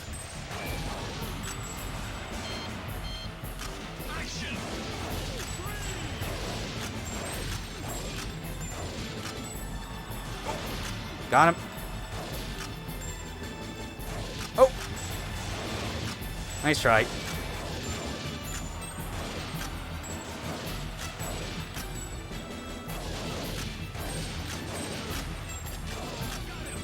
Come on. Survive for a little bit longer. Oh, look at that. Wild Dog time. Yes. Oh, well. Game over. Alright then. Stage 2 is available in 1 stage trial. And 3, yeah, in case we wanted to do that. Number of credits in arcade increased. Alright. F indeed. Agreed. Whew. At Neodyne. Time Crisis 2. Let's see where we're at. Yeah. Alright, I think time for another game. This time, though, I'm actually gonna... Instead of loading from the hard drive, I'm actually gonna go with the disc version instead, because for some reason I forgot to load this onto the hard drive in the first place. but it's one of my favorites, and I think it's worth showing.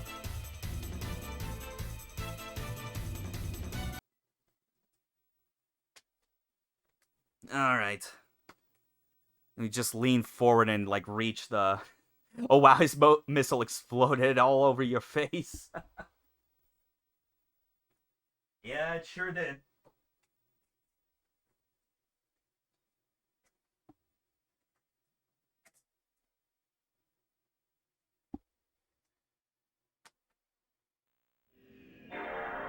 Alright.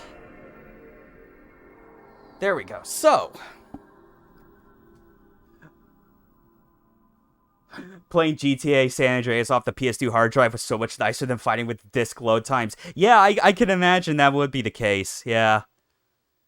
I have the Xbox versions on that system's hard drive, and I keep contemplating when the time should be that I play through that and like the other GTA games. But this one though, this one's special because I've definitely made it clear, like on streams and any of the other content that I've done on the internet, is that I am a huge fan of giant robots. I dig giant robots. You dig giant robots. We dig giant robots. And especially chicks dig giant robots. This is one of those giant robot games. One that I imported all the way from Japan years and years ago. Because just the concept was too damn good for me to pass up.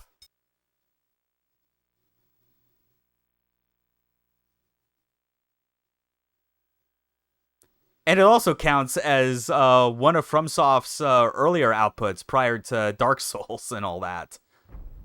This is Another Centuries Episode 3.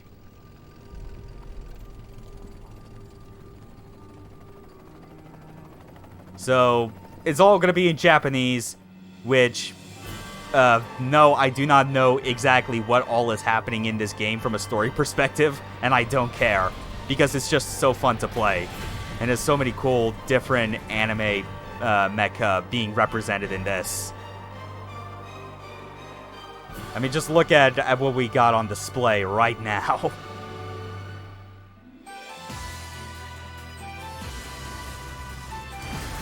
Got Overman King Geiner. I got some General Mobile Suit looking fellas.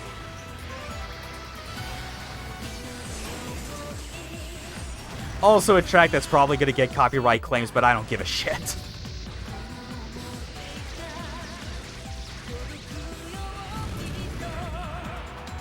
Some Martian successor Nadeshiko.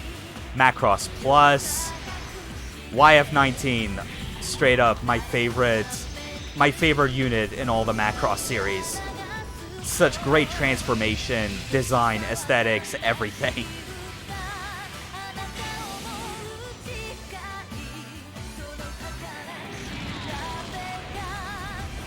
And of course we got some Gundam Wing in here, the Endless Waltz version.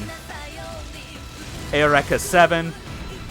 Just quite a unique feeling unit, because they do a good job of translating the whole, like, air surfing to, like, the movement and whatnot. Oh, but here's the best unit, motherfucking Shin-Getter Robo.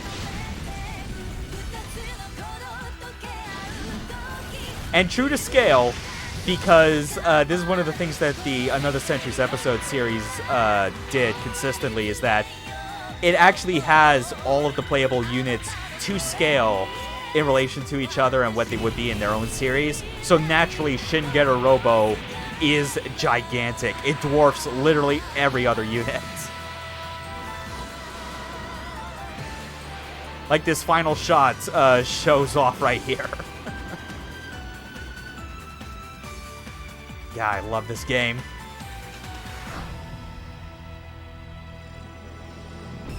Like, this and its predecessor, Another Centuries Episode 2, it definitely are, like... They're the games that, to me, kind of demonstrate what, like, the ideal, Oh, hold on a second, I completely...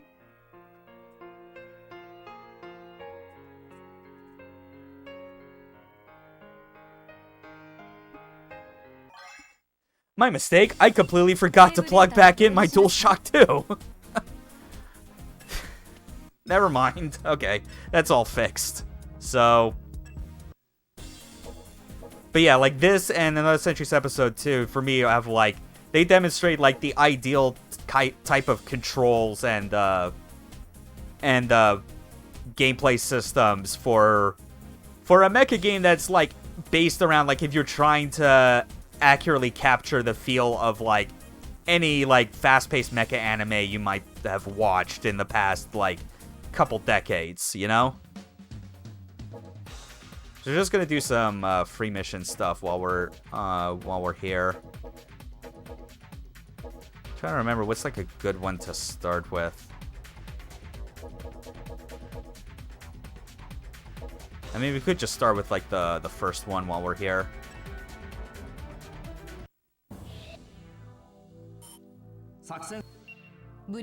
And obviously skipping the briefings, because again, just having it all play in Japanese, it's not like it's gonna be like beneficial to anyone. Like, I can't understand it. I'm not fluent or knowledgeable in the language. So here we go. Let's actually let's see if I can remember, just starting from the top, like what all the names of like these what all these series are that are represented here. So we've got like Aura Battle or Dunbean, which are like these sort of like insectoidy looking mecha. Obviously, we got original Macross, which I believe like in this case also is counting like it counts Do You Remember Love, the movie. And then oh yeah, it is, because like these two units right here are like the Zentradi units that like that like both Max and Milia used during the movie's finale. Then we got Dragonar. Let's see. It definitely as it stands, I will admit, like whether I was playing this on the hard drive or on disc, it kind of doesn't matter. It does take like a good couple seconds for the portraits and the models to load in every time.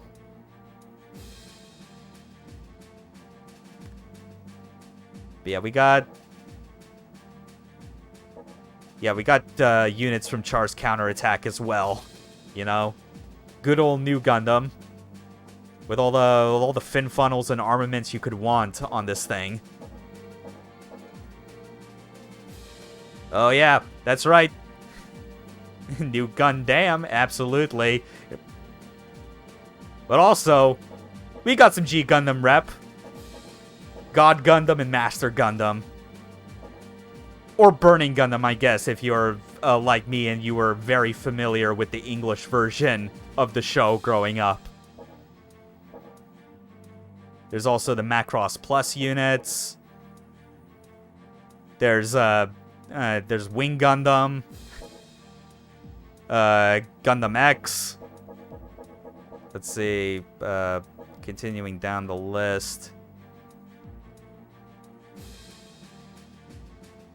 Oh, right. Yeah. Brain powered. God, yeah, that's right. They also had units in this game from that show. Very, very weird designs. Yeah, and also we gotta get the movie for Martian's successor, Nadeshiko, in here, which I'm not a fan of. It always still baffles me how much they try and like make that movie, like its characters and units or whatever, work in the context of like a Super Robot Wars game or something. But then again, they found ways to make Seed and Seed Destiny work, so who am I to judge? It's just, I'm more fond of, like, the tone and characterization of, like, the original TV show. It's just how it is. But here's, again, my actual favorite unit. Shin Getter Robo, which we can have piloted by Go himself, along with Kei and Guy, or with the classics, Ryoma, Hayato, and Benkei.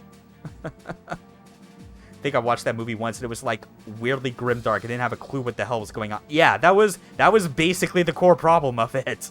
It was just real dumb changing of characterization just to, like, make the plot just feel more, like, serious than it needed to be.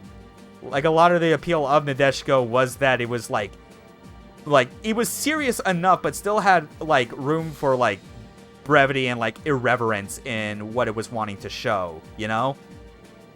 Is Guy Daigoji in this game? No, but he is in the previous game. Another Centuries Episode 2 actually has the TV versions of the Nadeshiko units. Yeah, I know, it's unfortunate. No Guy Daigoji in this game. It's a real sad moment, but at least he's in another game. That's ultimately why it's like, I like this game a lot, but there are also units in the previous game that I do wish still made it into this one.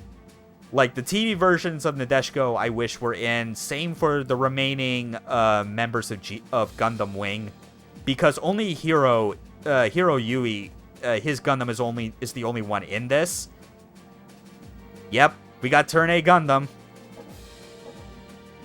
And Overman King Gainar, or Gainar. I again, like, it's, I always kind of mix up the pronunciation. It wasn't that good. Turn it where? Yeah, that is a good question. At least with Overman King Gainar, one extra detail that they put into this unit that makes total sense, and I would have criticized this game heavily if they didn't. If you are in game with Gainar and you just leave him idle for a little while, he starts doing the monkey. Because that's a recurring thing in the show, or at least in the opening. I still need to watch the show in its entirety. I've only seen like a couple episodes, and the rest of what I'm familiar with is from games like this, like Ace and Super Robot Wars. Oh yeah, and there's Seed. We're moving past that. Here's Eureka 7.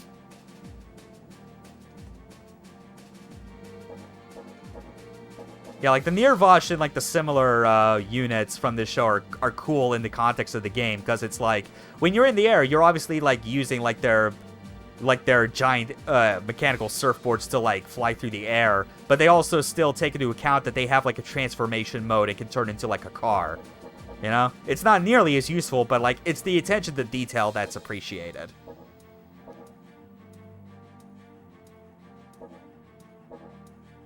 Oh, yeah. Yeah.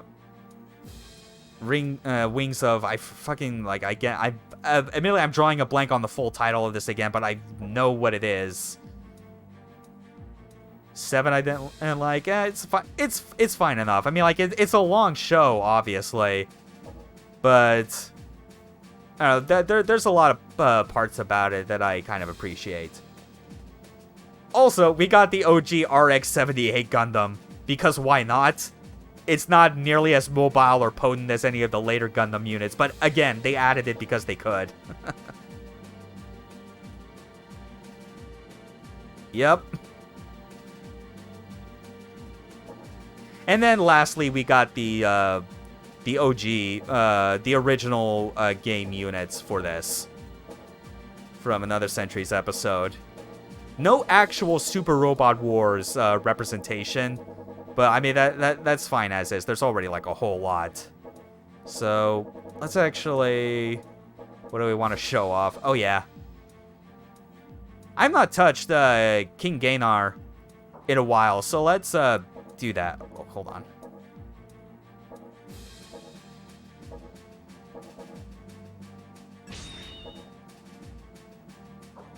Yeah, because at least that one is, like, fully upgraded.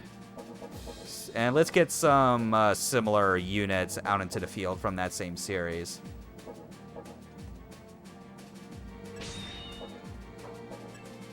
And last one, what do we want to go with? Let's see which one I can find.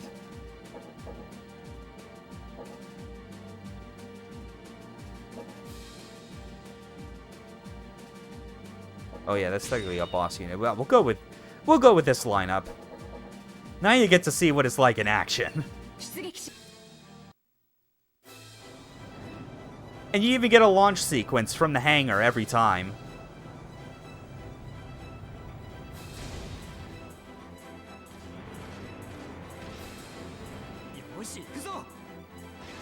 Stuff like this is what I love about, like, Japanese mecha anime.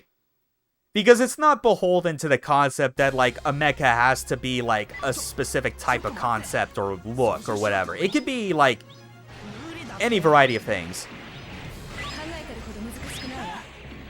Yeah, so you fly around, you shoot things, and it's, if it's giving you vibes of Zone of the Enders, that's definitely, like, what it's trying to go for. But I'd say that it goes for it with, like, a lot more substance. Manual launch mode enabled, fire starter gun, go! Yeah.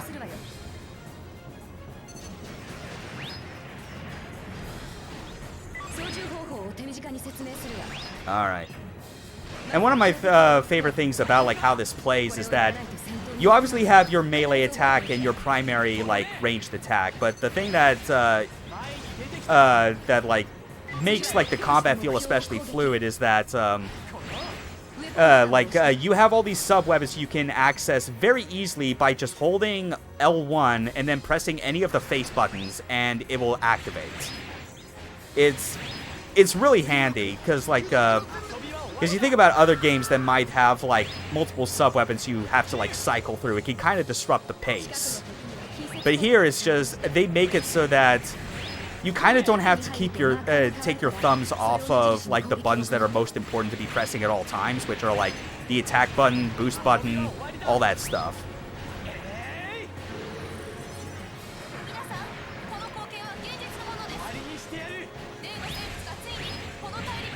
Yep.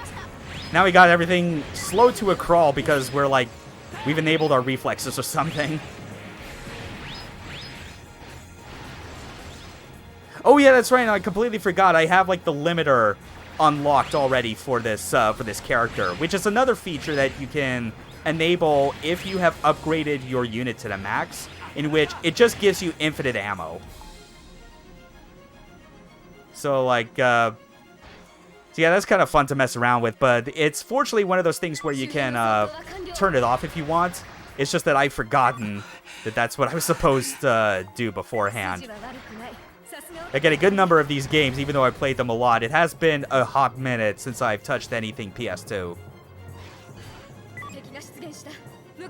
And all the while, like, the core gameplay itself, how it plays out, is very, I guess I could best describe it as, like, Muso-like, because you're dealing with, like, a very wide-open arena that you have to boost across, and, like, deal with groups of enemies that are situated along different sections of the map in order to complete it. I don't mind it necessarily in this case, just because, again, it's like, when it comes to mecha games, I'm willing to accept, you know, some aspects that you would care more about in other games, like the level design, visuals, or whatever. Like, even if it's, like, average at best, I'm more than accepting of it, because so few games that, like, that go for the mecha aesthetic actually have an understanding of how to make a game that feels like you're controlling a mecha. Which might, you know, like, that's obviously a tricky thing to figure out, because there are so many ways you could go about approaching it. But this is, like, the kind of game where you look at it and it's clearly in the vein of what you'd see in, like, Zone of the Enders, and even before that, Virtual On. You know, Virtual On, I would say, is, like, ground zero for, like, this type of, like, anime-inspired giant robot action game.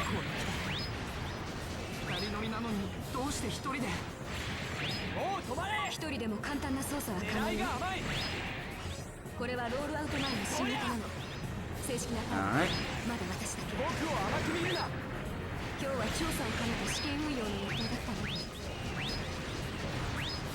This is definitely one of those games, though, that I wish that, like, I have no idea yet if I could even find, like, the way to, like, I have the VO twin sticks for the Dreamcast still new in box because I'm a fool. Oh, man. I mean, I'm gonna have a working Dreamcast again with, like, all manner of games loaded off an SD card. It'd sure be nice to come across a twin stick controller for the Dreamcast or something. Who knows? Actually, if I'm being perfectly honest, if there was a twin stick controller I wish I had, wouldn't it? Yeah, too bad we can't all have nice things.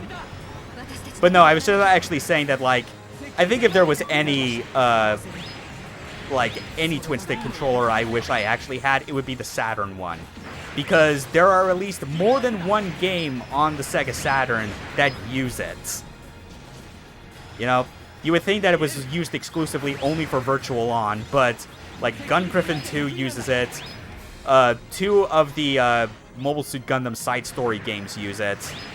And then recently, because of the recently released English translation for Bulk Slash, they also added twin stick support to that game, which was like, I don't recall anyone asking for this, but it is so rad that you thought to do this.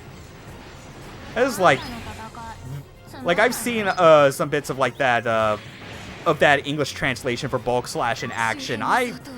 That might be the most impressed I've been by the efforts put into like an English translation patch, just because of how above and beyond it goes on it.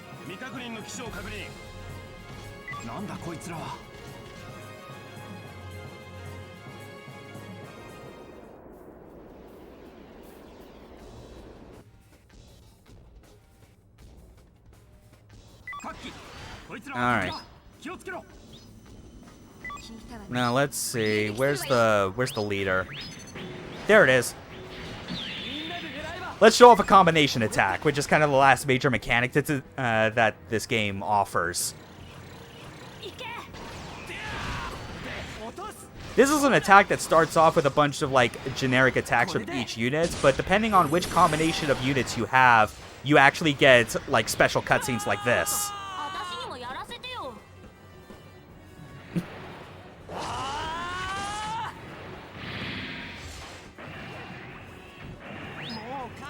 Yeah, that's cool. As you'd expect, there's a whole lot of different, like different combinations for like each series. You know, so like if you're playing as the main 3 from the original Macross, they get their own combination attack. You have like both Isamu and Gold from Macross Plus; they also have their own combination. And then, of course, you got Shin Getter Robo, which is like if you have both Shin and Black Getter, they obviously get their own. But either way, Shin Getter Robo is so stupidly powerful anyway that like the use of a combination attack seems like a footnote compared to the bullshit that they can do. Ass. Okay, not quite ass. It was AAS. Speaking of which, I've already talked a big game about like what I like about Shin Getter Robo. Should show off one of the survival missions or whatever it is with that unit.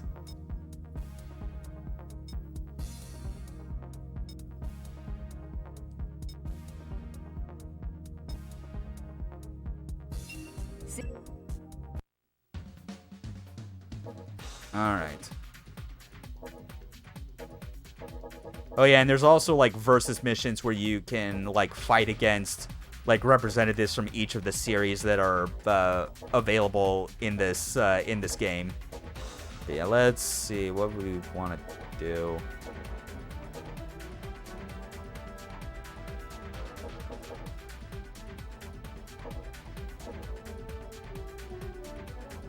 Yeah, I'll try this.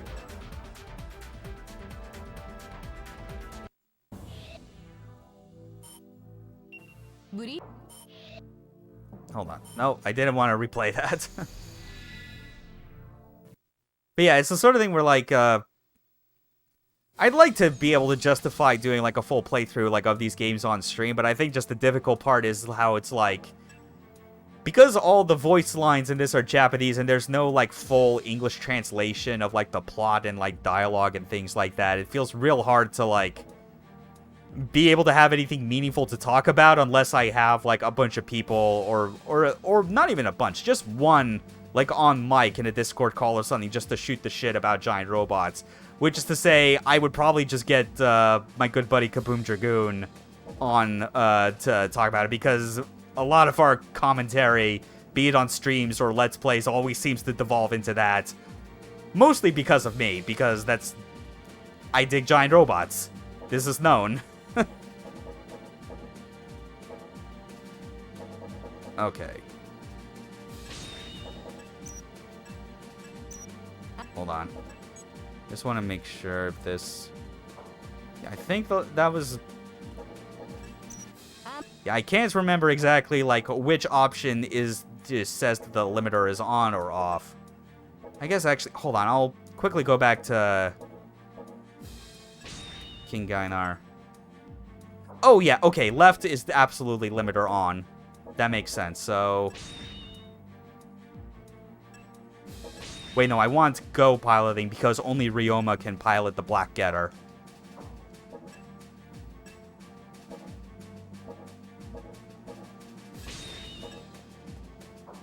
There. And then we'll just, have no units there. It'll just be these two.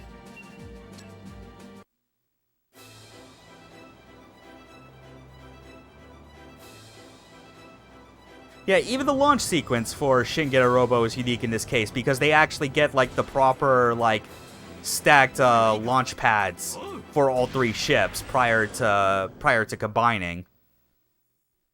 Again, it's the attention to detail that really makes this game. And this is why I wish there was more of this. Oh yeah, that's right. This is the one where we got freaking... We got a bunch of Getter Dragons. Hold on. Yep.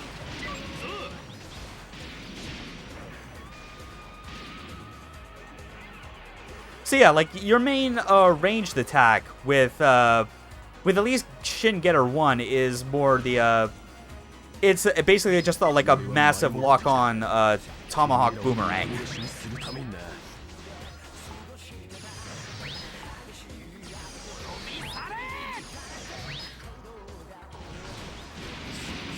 Oh man. That said, though, with these units in particular, it can be very difficult to actually get in the first hit, just because they still move somewhat faster and can interrupt you out of your combo. I mean, that's ultimately kind of the way they try and balance this unit, is that, like, it is not nearly as fast or nimble as some of the other units.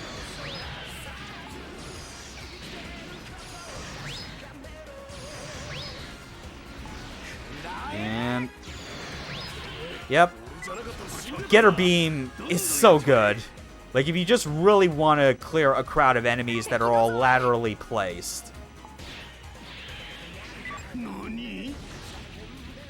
Also, oh my god, I am forever grateful to my friend from work who was willing to, like, get a lot of old PS2 controllers from, like, Yahoo auctions and fix them up and give me one of them, just so I had, like, as close to new condition of a DualShock 2 as you could get these days, you know? And not, like, one of those, like, third-party alternatives. Because just having all the buttons work properly, the rumble motors functioning well, it just feels so good. Especially right now when it's like, if you were playing this game and you were doing what I'm doing, running across the ground as Shin Getter 2, you can feel the vibration in the DualShock 2 rumble with each step. It's a pretty great feeling.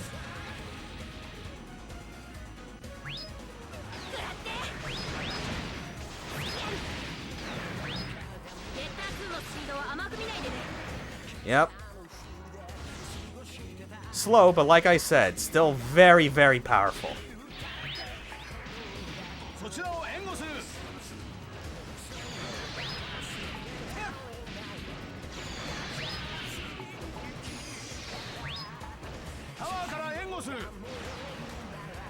Alright.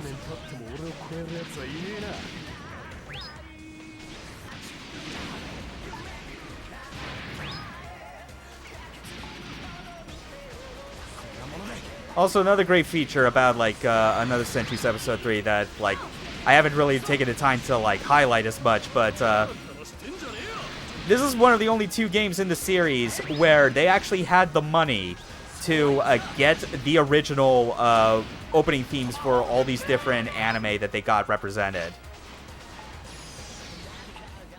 Which I think is a real nice touch. And I say it's one of two because originally Another Century's Episode 2 didn't actually have this.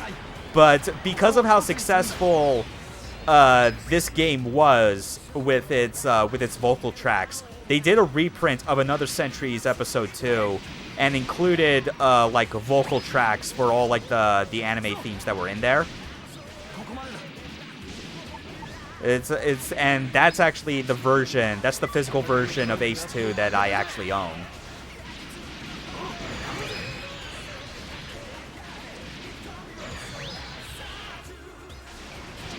So you get to, for the rest of this mission, hope you don't mind hearing like the same lyrics from Heats over and over. I mean, it's drowned out enough in the background that it's like it's not overpowering anything, so you won't get too tired of it.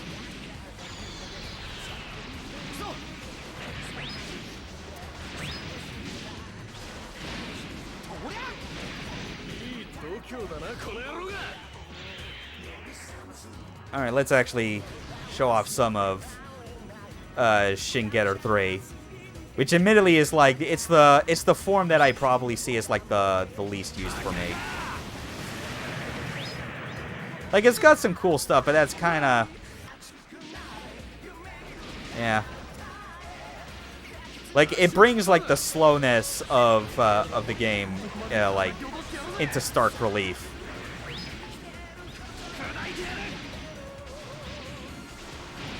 I mean, he doesn't even have, like, a proper, like, melee combo, if we're being honest.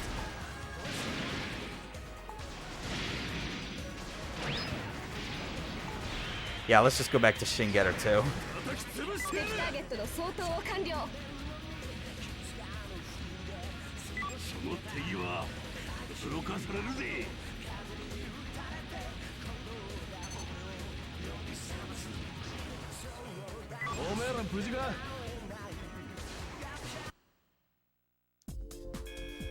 Yeah, so that's that mission. Sass.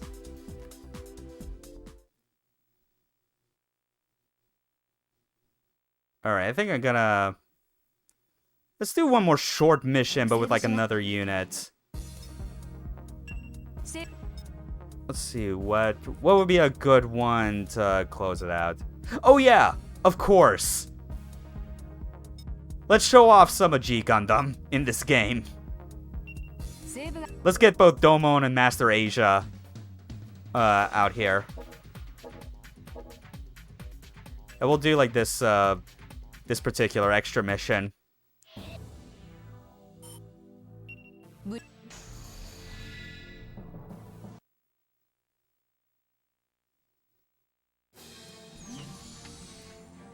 Okay.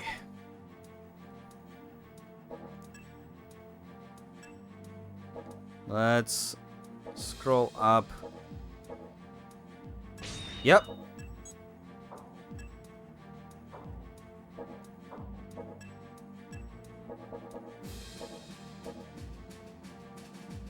And there's Master Asia right there. These units are fun. As you'd expect because of the series they're from, they're obviously way more melee focused than a good number of the other units in this game. Which, you know, you do a lot of melee already as Shin Getter Robo, but the nice benefit of this is that that these units are not so slow.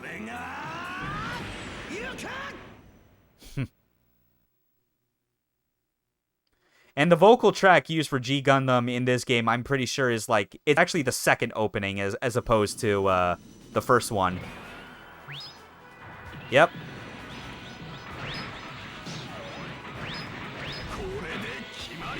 Yep.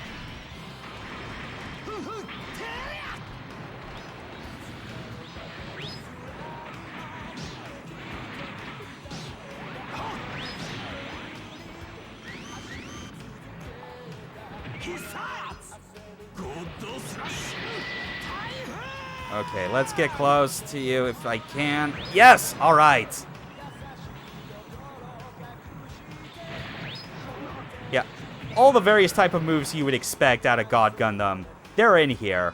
But more importantly, kind of specific to the G Gundam units, they have a hyper mode meter. You can see like that meter that's slowly filling up with like the text that might be hard to read on stream that says hyper.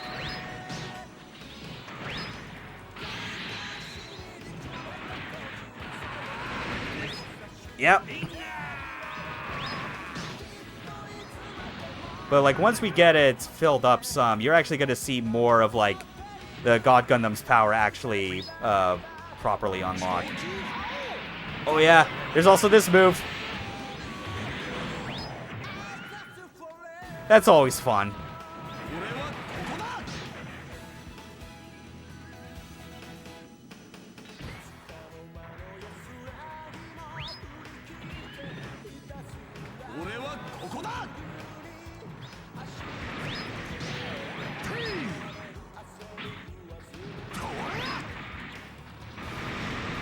Oh yeah, there it is. There's the rapid kick.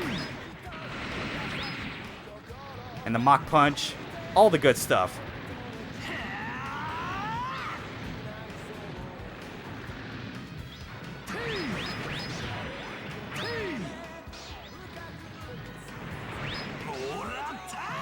Oh man. Oh, here he comes.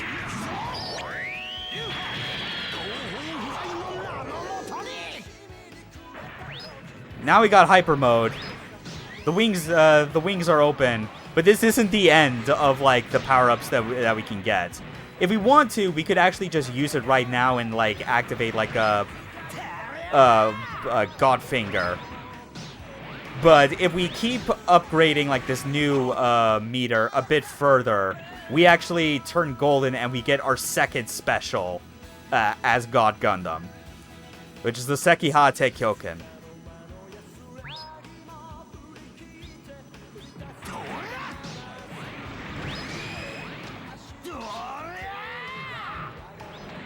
Alright.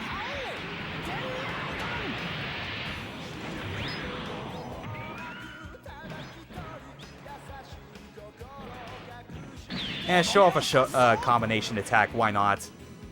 Oh, look at that, even Master H has already gone hyper mode.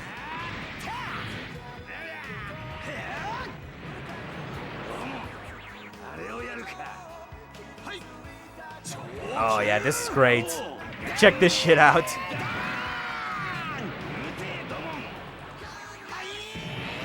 Unfortunately, they did not have the technology to show Master H's face superimposed on top of the Master Gundam as it's getting ready to just be torpedoed into that enemy. Again, all the more reason why this series needs to be revisited.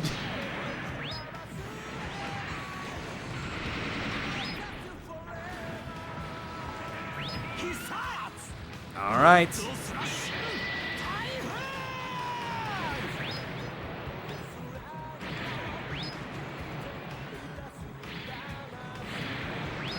Got him. Oh, wow. It's getting real intense, and I think it's starting to actually kind of impact the frame rate somewhat.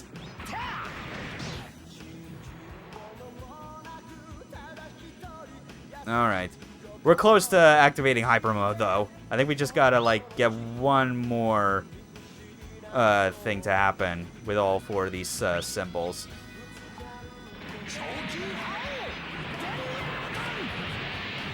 And yeah, there's, like, the cooldown on like these moves is like so inconsequential. It just refills so quickly.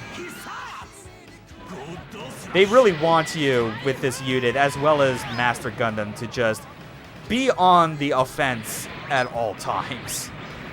It's quite beautiful.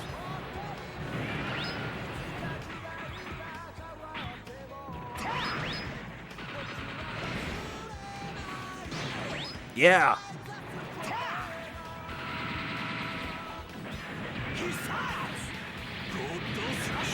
And oh. Thanks, Master.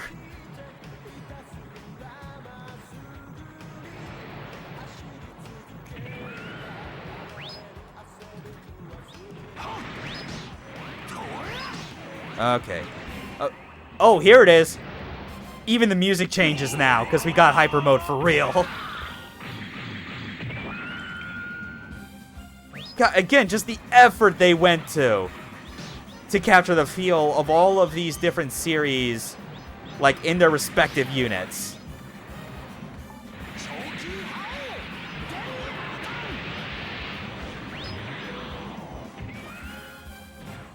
Okay, but let's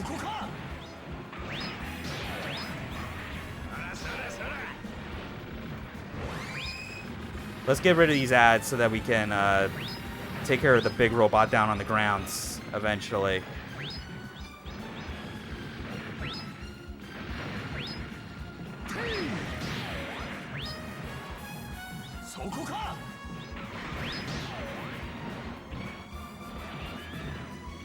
Alright, and... Ooh. There we go. Let's show this off. So yeah, holding left L1 to shift and then pressing R2.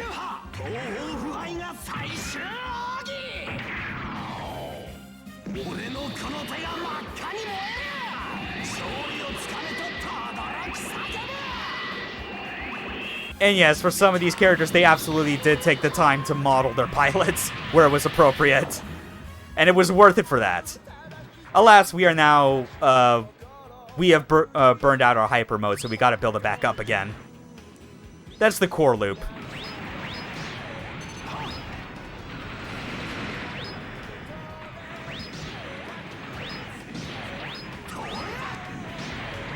Oh, yeah.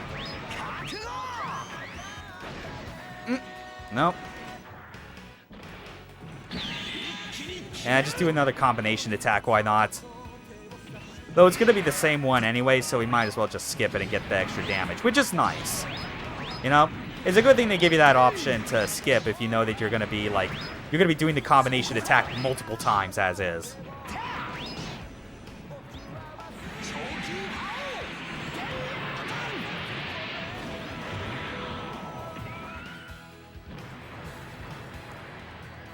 At least it's not taking too long to get our hyper mode back up.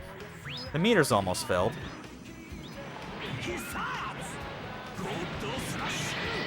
Oh, no. Oh. They just nullified that, that move that I was gonna do.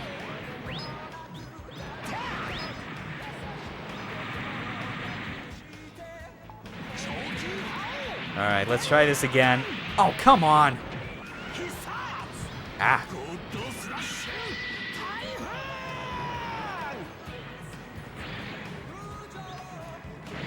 Fine, we'll activate it from long distance. We'll see how that goes.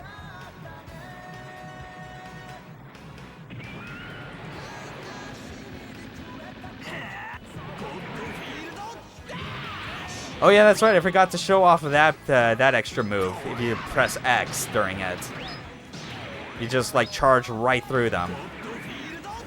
And just like everything else, the cooldown on it is ridiculously fast.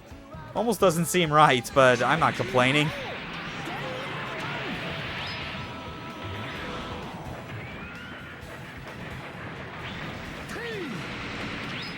Nice.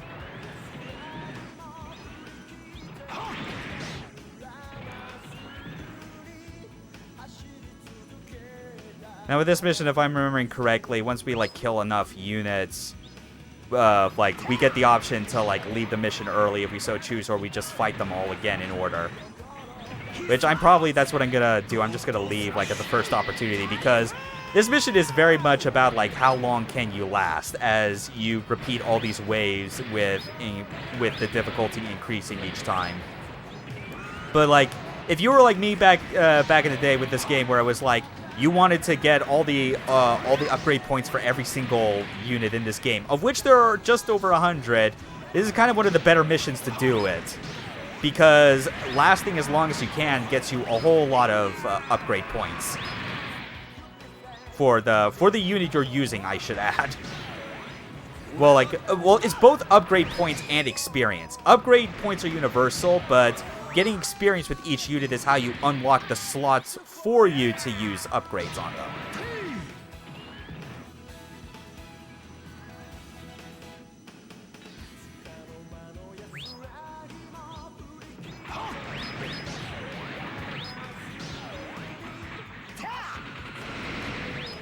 Alright.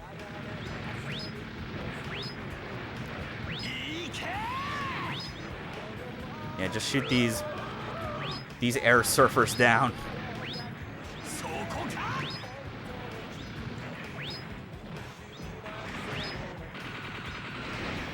Huh.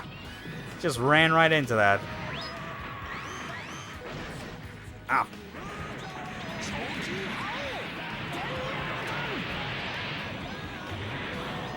And... oh!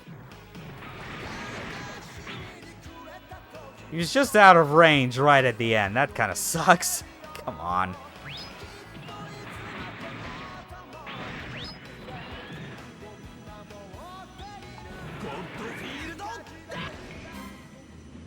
Oh, we got hyper mode again.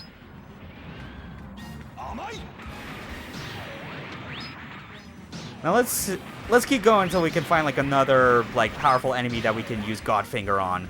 You know, just to finish showing off what all the God Gundam has to offer in gameplay.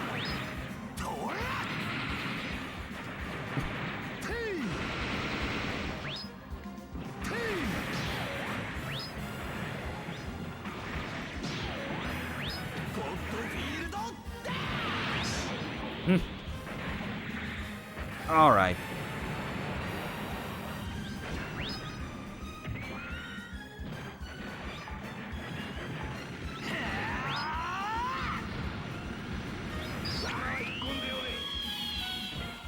All right.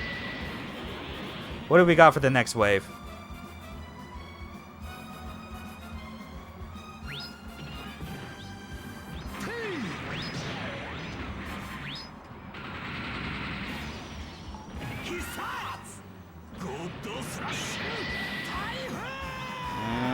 Oh, come on. No, I think out of reach now. Damn it. Oh, never mind. He just flew right back into the vortex. Good job, idiot.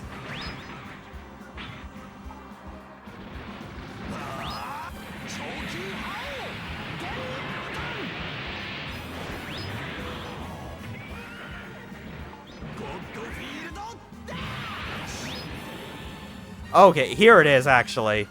Let's see if I can land this.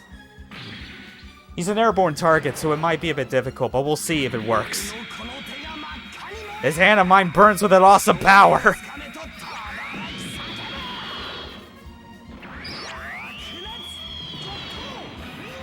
Yo! Yeah! Alright!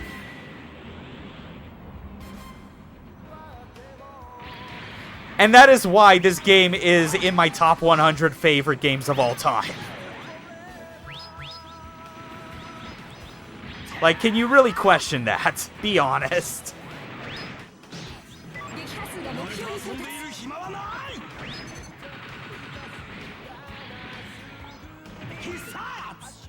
Alright. We'll just clear out these last couple enemies. And then head over to the exit. There we go. So I think that demonstration is enough.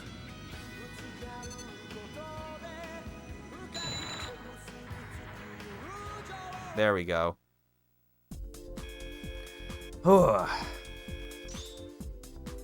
Yeah, obviously you don't get a very good time score as a result if you choose to extend it. But yeah, it's like that amount of total points you earn, that increases quite dramatically the longer you stay in the fight on that mission.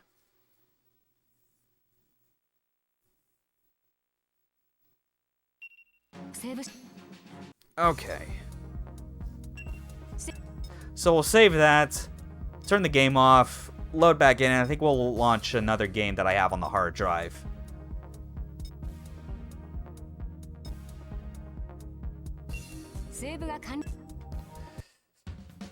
Okay. Whew. Wait. Oh wait, that's right. I just realized again. I'm so used to it whenever I just use like when I'm not playing a game off the disc, is that like if I just press the reset button on the PS2, it actually turns it off. But if I am playing a game off the disc and I press the reset button, it just resets it like it's normally supposed to. So, okay.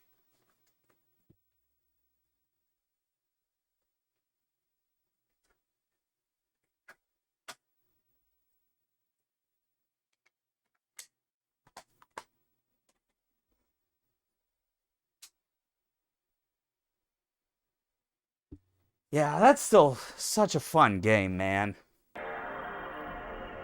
Really is a shame that, like, the PS3 game that they put out, Another Century's Episode R, was such trash.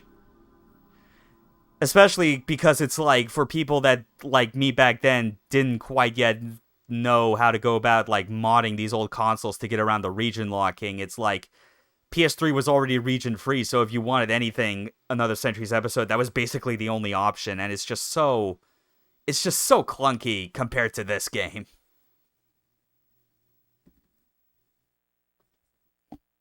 Alright. Let's load up the hard drive. Let's see what games that we can keep showing off for like another hour and a half. I still got the energy. I can do this. Hopefully by the end of this, like, the viewer average will have worked out in such a way that, like, it will have helped solidify me getting affiliate by tomorrow and not tanked my chances of it. I really hope so. I felt very fortunate being able to, like, get enough followers for, like, the 50 follower goal prior to today's stream. And it's the sort of thing where, like, if I knew that was going to happen, I would probably have, just to be safe, like, not done tonight's stream just to make sure. But at the same time, it's like, I still wanted to do, like, one last stream that would be extra special for closing out the year. Alright, what do we want to do?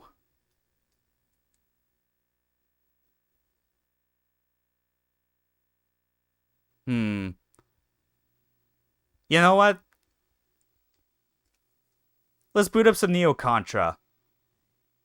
If only to give people the chance to just relish this game's opening cinematic, because it's amazing.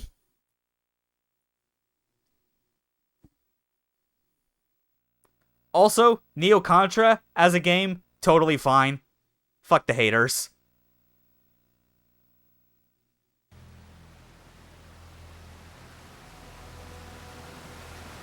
Like, the good Contra games are the ones that aren't the mainline numbered games. With Contra Hardcore on the Genesis being the best.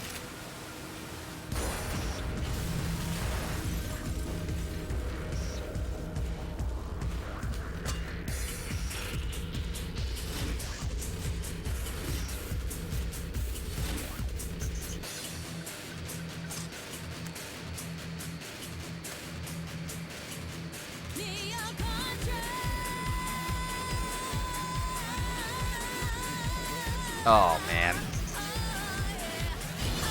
This cutscene and, like, this opening song is just so delightfully cheesy. So bombastic.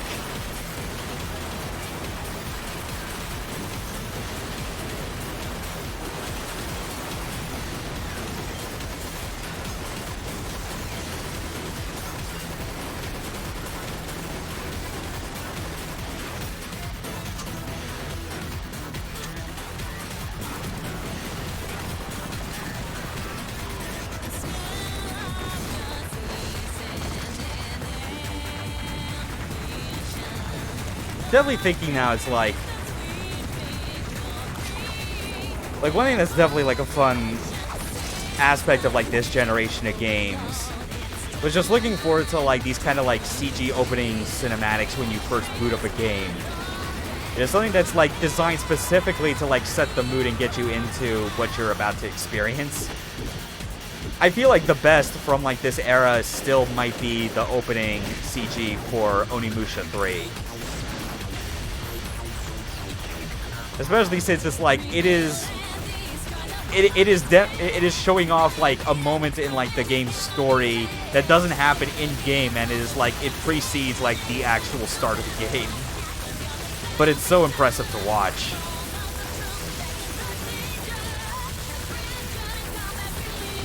So this opening video is pretty great too. I'd say that it's pretty high up there. God, what else? What other games from this time had really fantastic, like, opening CG? Or maybe not even necessarily CG, just, like, opening videos designed for, like, setting the mood of the game. I guess Flower, Sun, and Rain. Like, I really like that game's, like, opening video when you boot it up. It definitely gives it a certain vibe. That obviously would be quite different compared to, like, what you're expecting out of Flower, Sun, and Rain when you actually play it, because of how it is hammering hard the mundanity of everything that you're doing.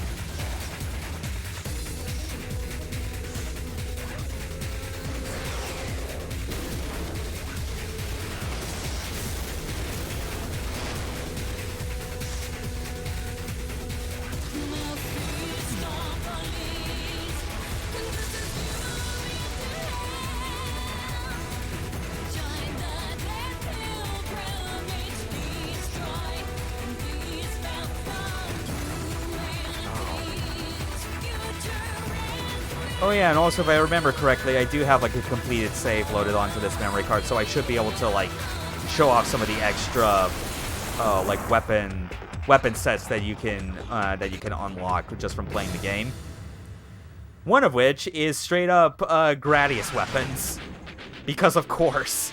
Not to mention that Gradius 5, I'm pretty sure was like, if not the year this game came out, then at the very least the year before.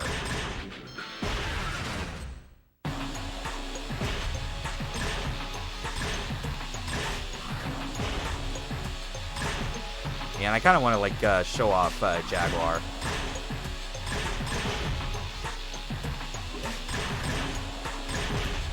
Let's see. Yeah, change weapon on L1 and R1. Movement and direction lock on L2, R2. Standard weapons locked on weapons. Evade. Yeah. That's good.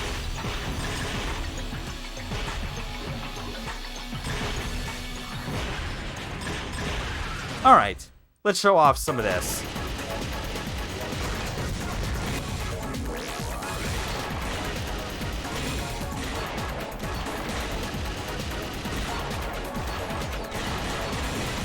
Wait. Huh. That's weird. I guess I don't actually have that completed save on here. I guess... Well, maybe that was one that I only had when I was, like, just messing around with the game in PCSX2. I guess that must be it. Alright, whatever.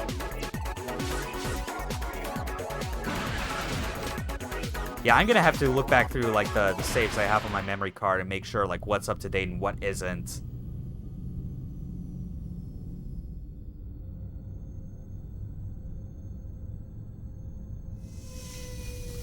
Also, gotta say, with Neo Contra, like, that opening CG when you boot up the game, yeah, obviously that's amazing. It's super cheesy. It's awesome.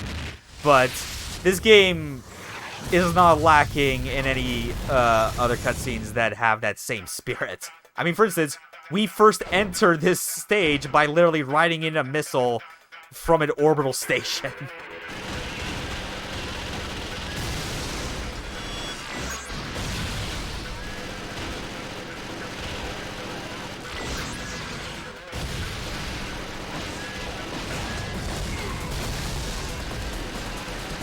Yeah.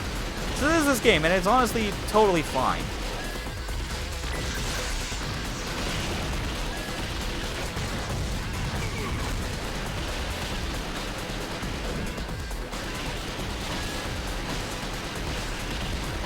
Alright.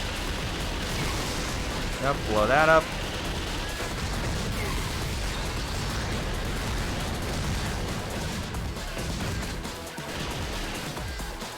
And the music's pretty great too. It's just, I think actually seeing what this game was like, what it's about, I think it's not surprising that I find myself gravitating to this a lot more than even like the Contra games that most people would be like nostalgically attached to, you know, like the original NES game or Alien Wars. And I guess it's more just because this is exuding like what I like to call treasure energy. Like, it's the sort of thing where, like, it is so bombastic in a way that it comes off as, like, mental. and you can't really like describe it any other way because it's got a very manic quality that I feel like even the more well-known Contra games don't really exude as hard.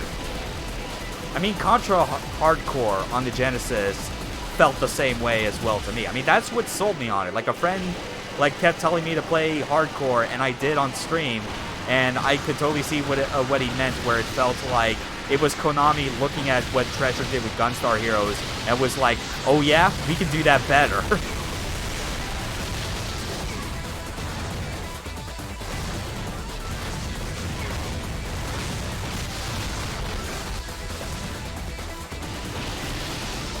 Okay.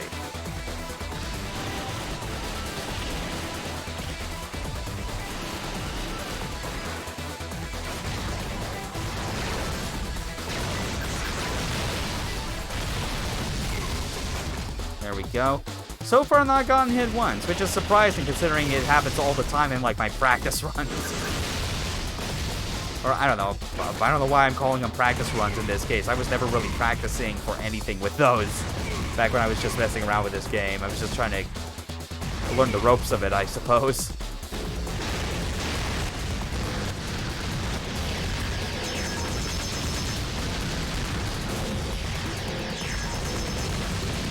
Okay, come on. Blow up. There we go.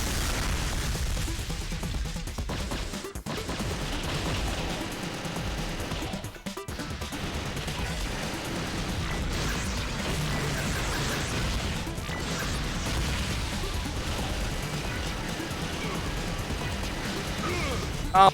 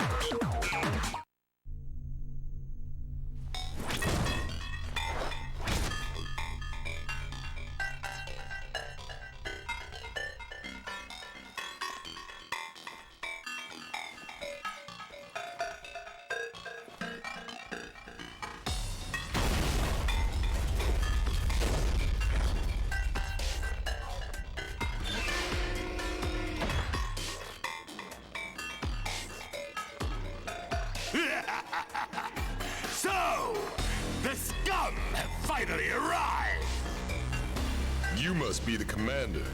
One of the Neo-Contra elite. Right the first time! Gorilla Contra is my name. As your reward for getting this far, I'll grant you a quick death.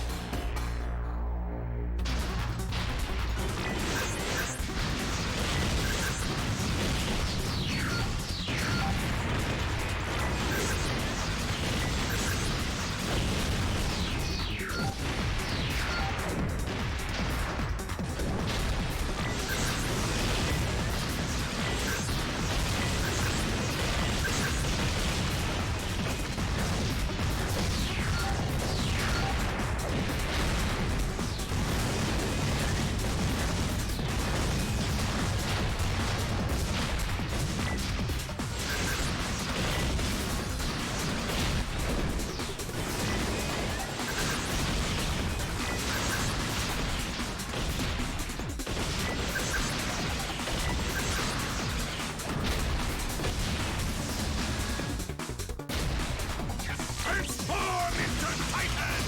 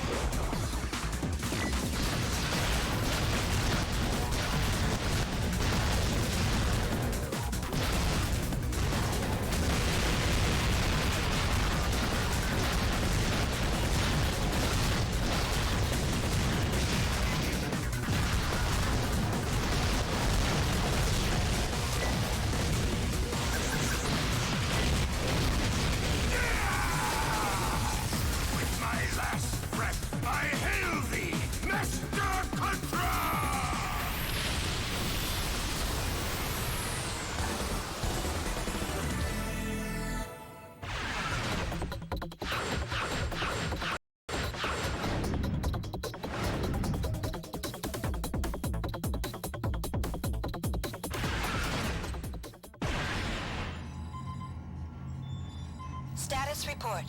Early this morning, Frontline Base 985 was destroyed by an enemy attack. We have confirmed that Base Commander Gorilla Contra perished in the assault. That means the Assembly gave the order to send them in. Orders, sir? Let them come, but follow their progress closely. Affirmative. Interesting. Hopefully they will prove entertaining. Something to pass the time while the final preparations are completed.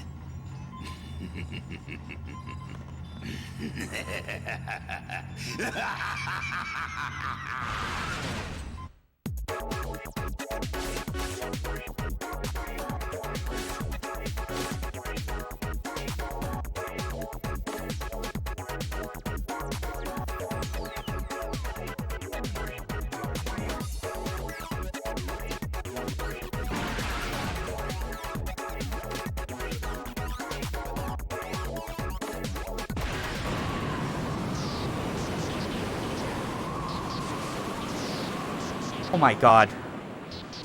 Oh, fuck.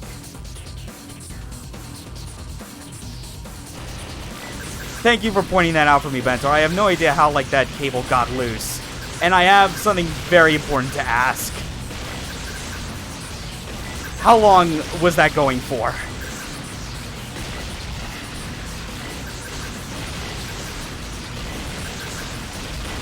Fucking stream scuff, I swear to God.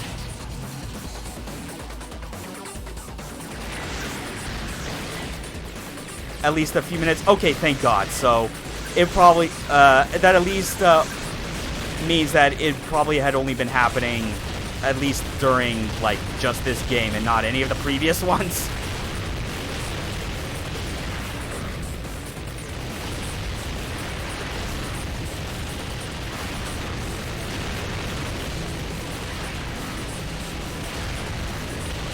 Yeah, the whole Colonel Clink fight was no voice. Okay, good. Thank you for... Oh, man. Feels so bad every time stuff like this happens. I mean, normally, like, I would not be having to, like, do a particular, like, setup like this that I have now that it means, like, I can't even facilitate my regular VTuber avatar. So, like, I guess I wouldn't be surprised that all this moving around is, like, causing, you know, wires or cables to come loose in some way or not.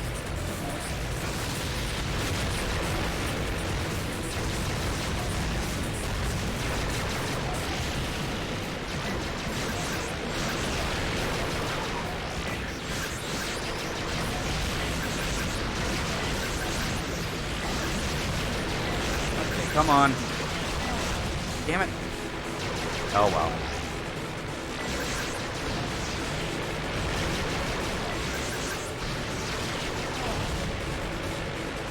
God, now I'm already losing focus. Damn it, and it's gonna start me all the way back here. Oh, man. I at least want to get past this part. I want to be able to get at least to the end of Mission 4 with the credits I have, if only just to show what the boss of this stage is, because it is... beautiful.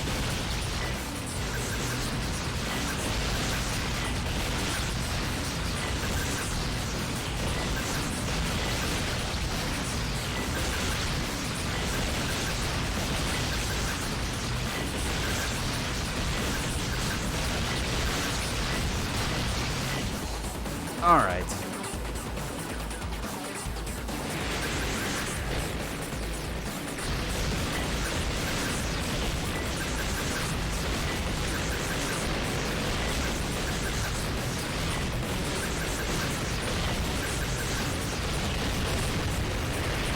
Oh, man.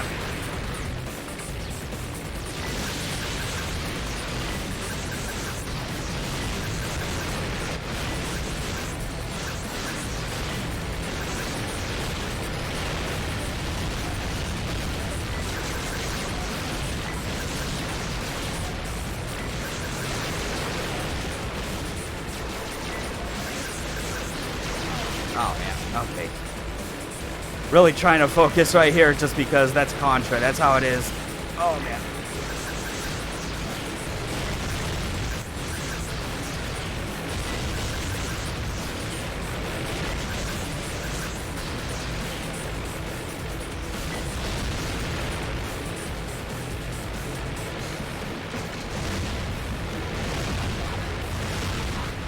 Oh, man. I'm just trying to clear all these things out.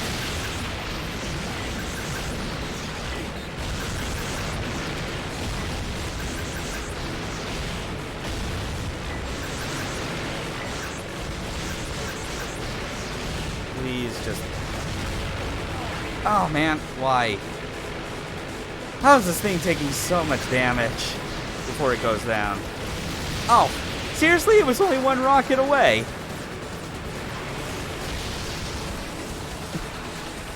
Oh, well. This is still a pretty wonderfully ridiculous section just because of the whole... You're literally just running on top of the helicopter blades as they're spinning. Like... Again, treasure energy. It's like, this is the kind of thing only those people could have possibly come up with. Which is funny, considering this game wasn't even made by Treasure. The only Konami IP they got to work on was Gradius, and honestly, they did a bang-up job with that on Gradius 5.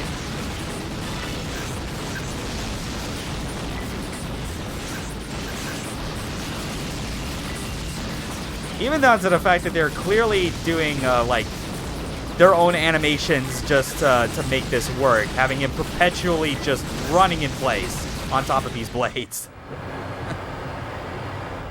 Okay.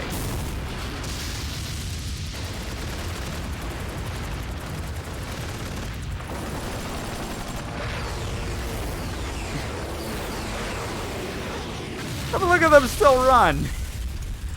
It's ridiculous.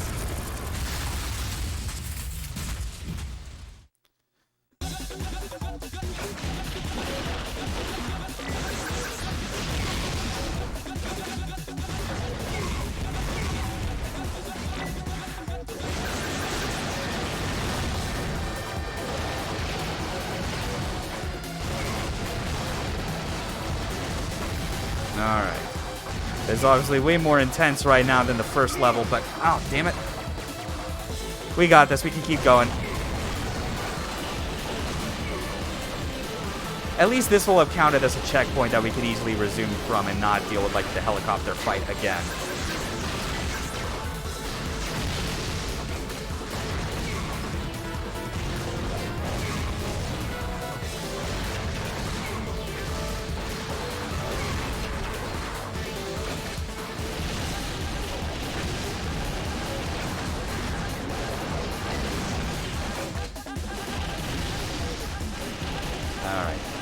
God, still, moments like these are definitely making me miss, like, the unlocked weapon sets that you can get.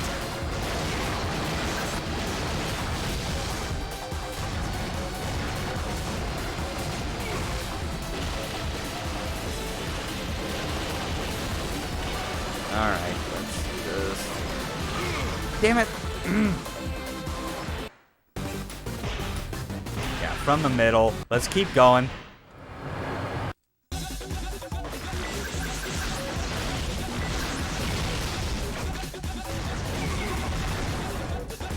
A little bit of slowdown, but not too bad. In fact, it actually helps me catch my breath.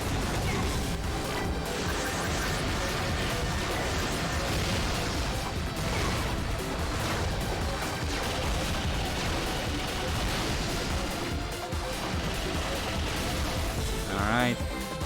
Just gonna keep blowing all this stuff up.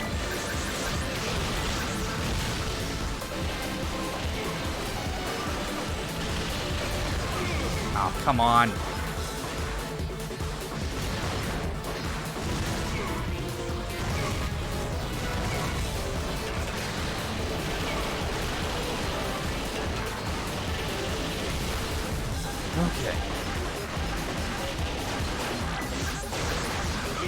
Oh, man. Did not see that dude coming up from behind.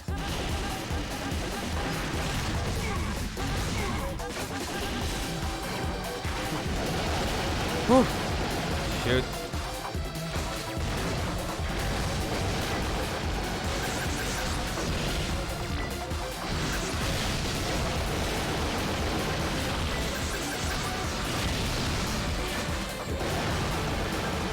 Oh yeah, that's gonna be a tricky... Oh, I guess not as tricky as I thought. Whatever.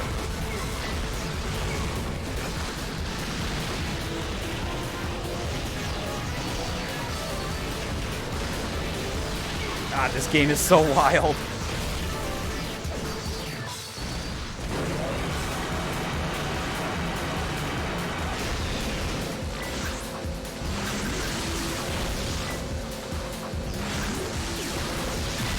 There we go.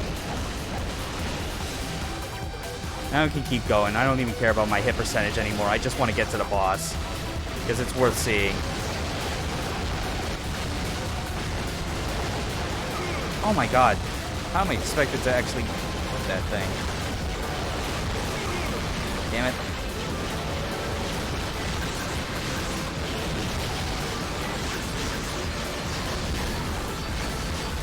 Oh wow, the slowdown is getting real intense.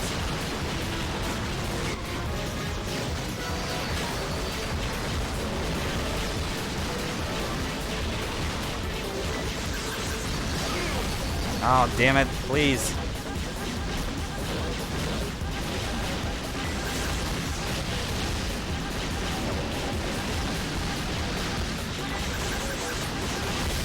There we go. Got it. Alright, now for the real best boss of Neo Contra. Here it is. And you are? Animal Contra, the captain of this aircraft carrier.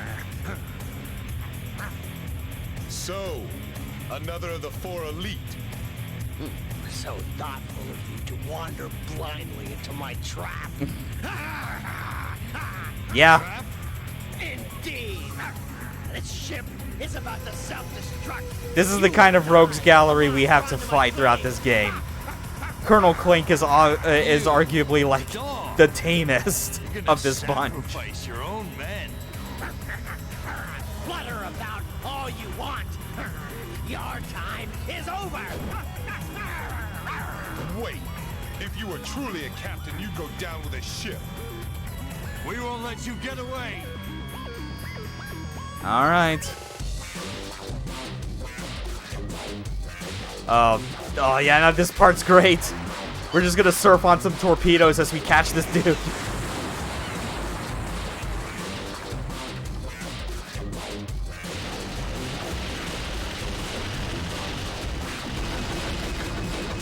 Whoa, whoa, whoa, whoa, whoa, whoa.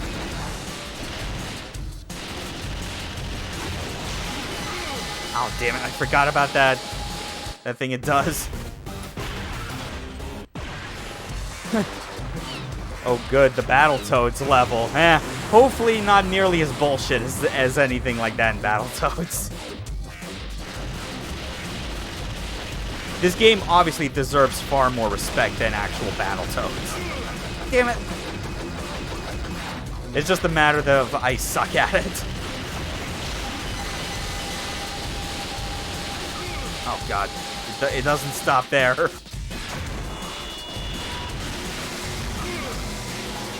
God damn it, I'm doing so terrible at this.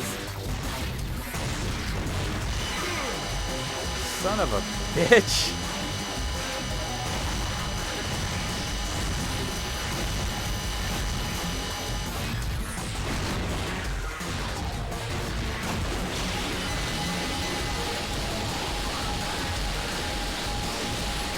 Okay, yeah, just do it this way. Oh god, I keep forgetting about the giant-ass laser it just shoots out every time. Oh well. We may or may not be able to beat this boss right here. But it was still fun to show off this crazy level.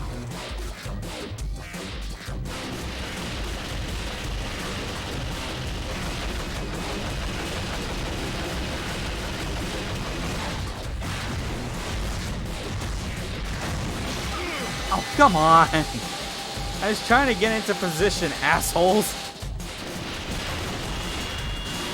Oh yeah, of course. I still have a dodge. I should be using that more.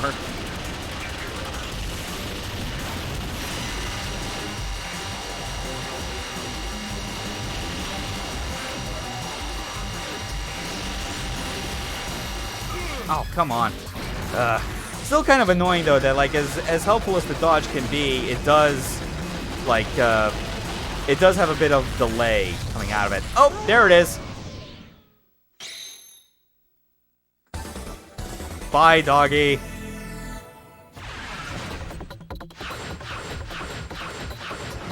Yeah, D rank. Yeah, that was not good at all.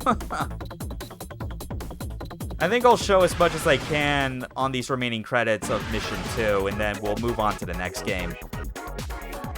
Well, I say game, but what I have planned is more like just the excuse to watch something that happens to be on a game disc.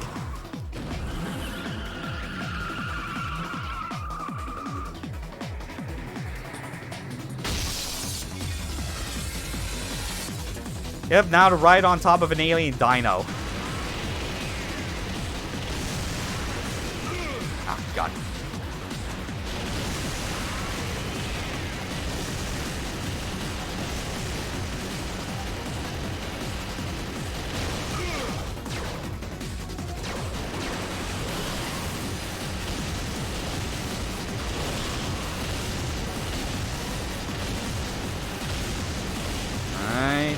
Got him.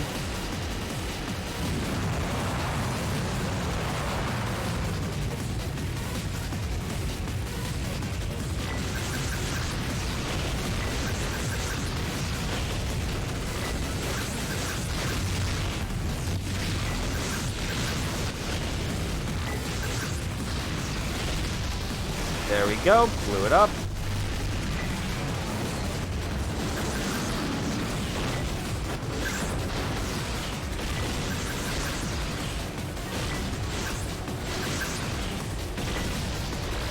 Yeah, this is like just another one of those levels that when I remember seeing it that it felt very much like, again, very treasure inspired. Like these are the sort of crazy like on rail sections that they would like do a lot of to like keep you excited and engaged.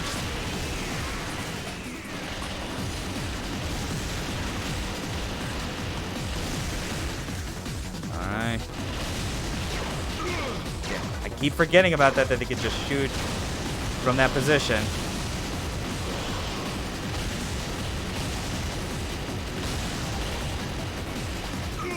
Damn it, I'm doing a bit worse at this particular junction than I was the first time. Oh, damn it.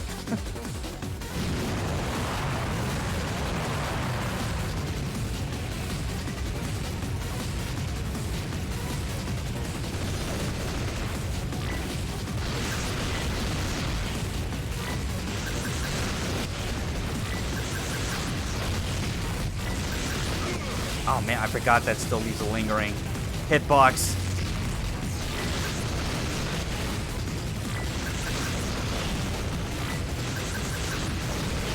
And that's the last one. Okay. Let's see how quickly I die again at this part.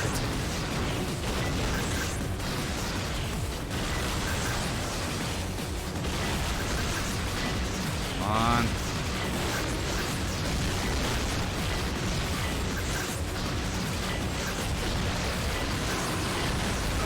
Oh, well, shoot. Yeah, actually, I think I'm gonna call that quits for Neo Contra. I've shown enough. Oh, yeah, now I unlock Katana Jaguar. Thanks. Yeah, no, whatever.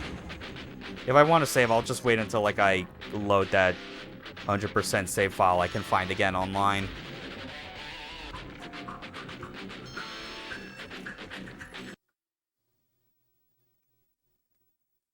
Alright, rebooting again. So, I think this might be the final thing I load up. Who knows? It's definitely starting to get pretty late, but I suppose it depends on how long this particular thing goes for. But I may mention to it before, in fact, like earlier on, kind of offhand, but I absolutely adore the Secret Theater in Metal Gear Solid 3 Subsistence. Let's just load up Disc 2 of MGS3 and just watch all those cutscenes.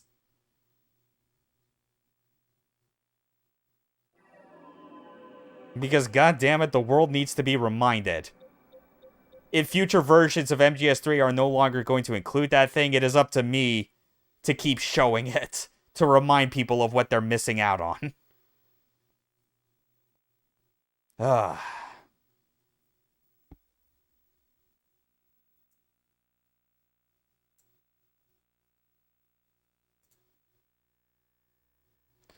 Alright, so, Disc 2, load that up. In fact, even while we're at it, we might as well, like, let the opening video for Disc 2 play, because it is also going to be the only time you'll see me, like, just showing, like, a remnant of, like, what Metal Gear Online was about. And just how they have a straight-up, like, trailer for the damn game in there.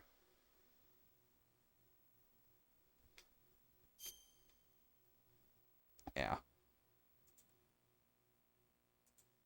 It kind of doesn't matter if I select yes or no on that prompt. It's just a weird thing where, because I have a memory card that's bigger than the standard one, and I have way more than 8 kilobytes of data saved, it seems to get confused for a bit before realizing, oh wait, no, there is saved data there.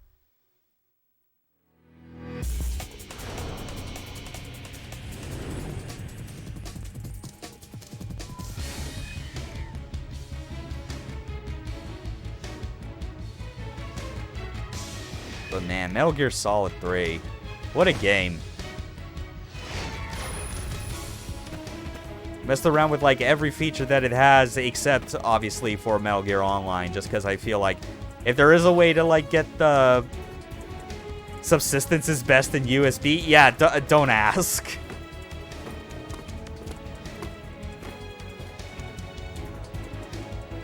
Like, this trailer has straight up taglines that are, they are the most, this is a Japanese person coming up with English phrases that he thinks sounds cool. So, you know, Hideo Kojima. But I never did actually get to experience any version of Metal Gear Online. And like the original version of MGO seems interesting enough. I wouldn't mind trying it. But it also seems like it would take a lot of hoops to kind of jump through just to get back into it, is the idea.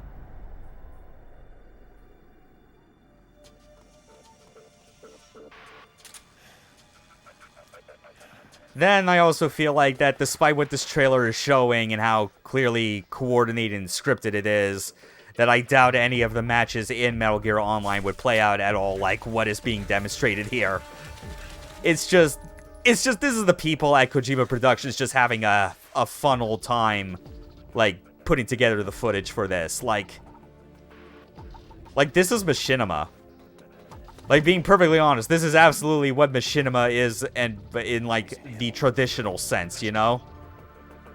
This isn't some horny on main Gen Z fuck, like, putting character models in source filmmaker and animating them. Like, that doesn't count. This is people actually using the in-game systems, rules, and mechanics, and having players act as the individual cameras to, like, record the action and actually make it, like, look something presentable. You know, like what like how Red vs. Blue started, or even all the way back to the old days of Quake 1 with Diary of a Camper.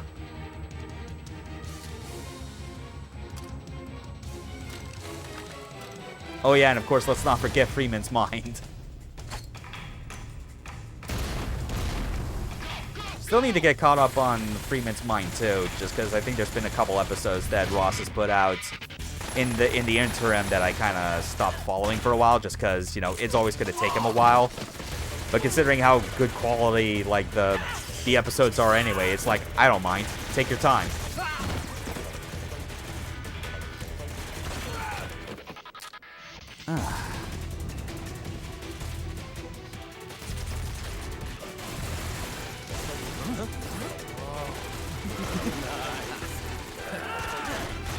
That's pretty great. Just dropping a porno right behind a group of guys, having them turn around and leave them completely vulnerable to get a face full of bullets.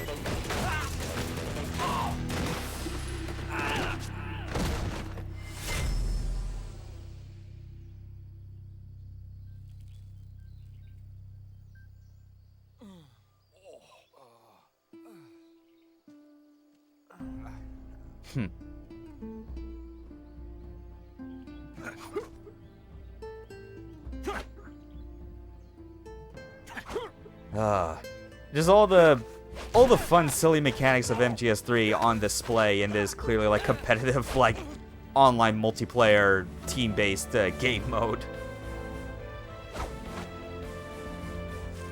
Using the first-person sidestep and just seeing that represented in third person is absolutely hilarious. You just make all these Gru soldiers and whatever look like they're doing a jig.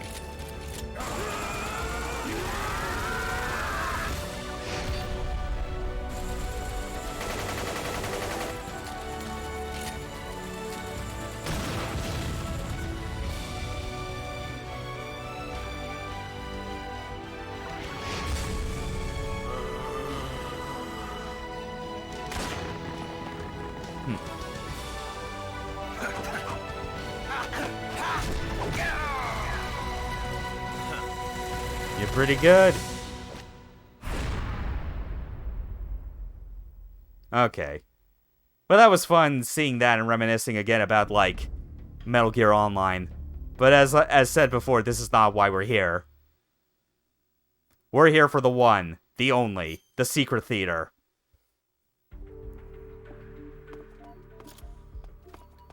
So, yeah, I'm gonna start an order from here and kind of do like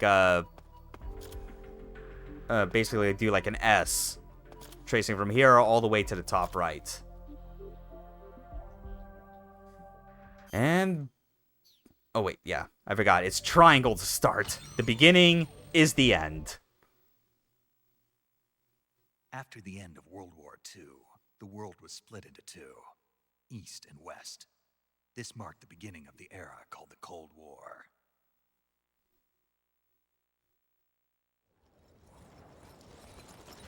Alright. Virtuous mission. Begin now.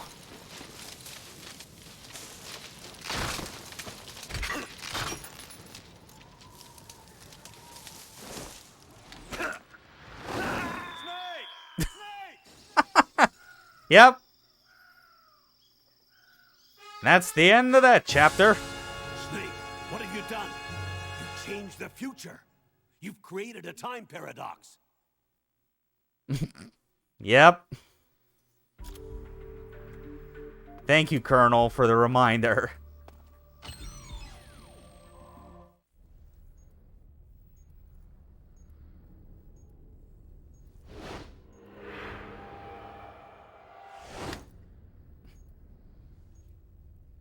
Got you this time.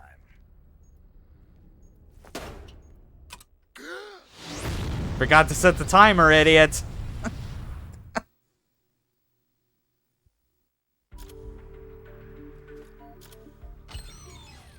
Oh, man.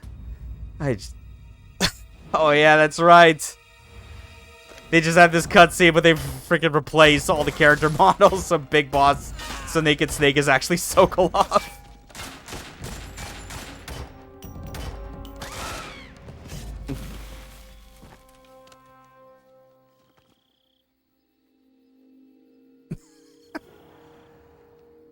And it's another Sokolov, but with Ava's wig. Hello, call me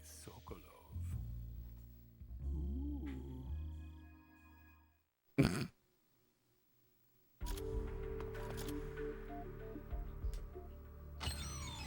Alright, payback. I think I remember which this one's supposed to be.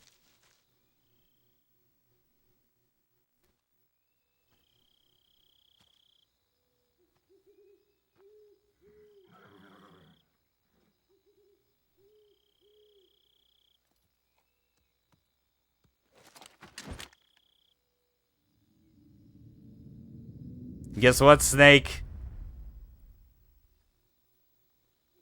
He's here to get that fucking handshake you denied him.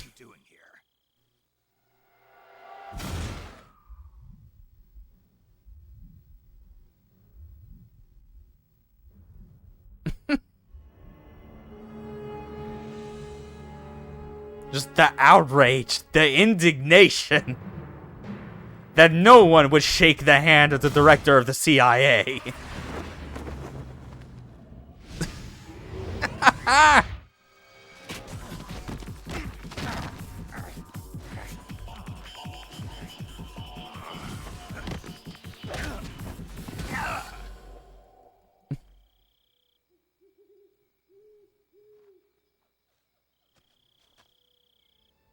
Well, you gotta do it now.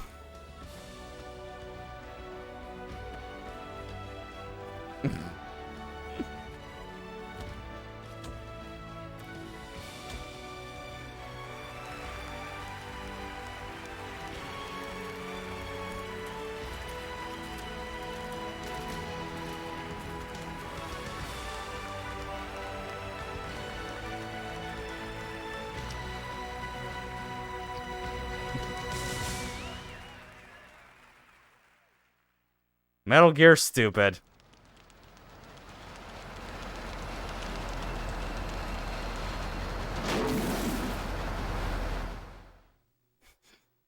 It did. It absolutely did.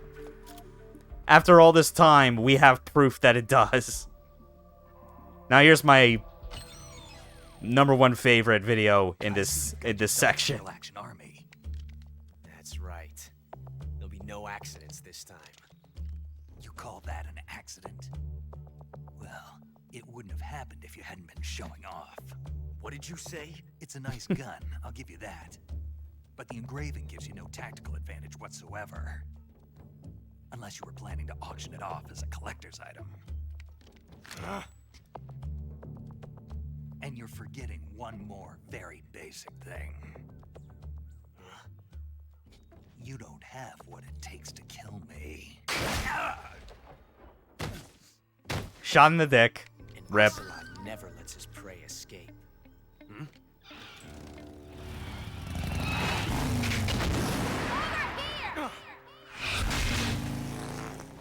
Damn! Bitch! Bitch! Bitch! Bitch! I guarantee you, once I get affiliate and get outfitted with like sound alerts and whatnot, I am absolutely gonna make that last line a sound redeem of some kind. Mark my words. Anyway, time for the ultimate weapon.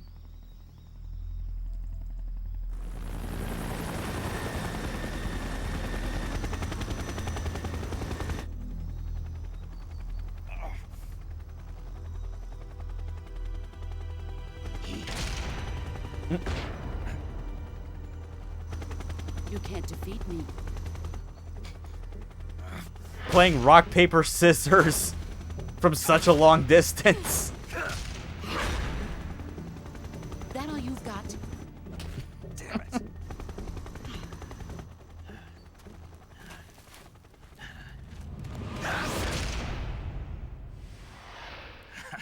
There it is. The ultimate weapon in rock, paper, scissors. Combine all three hand gestures. Is it rock? Is it paper? Is it scissors? Who could know?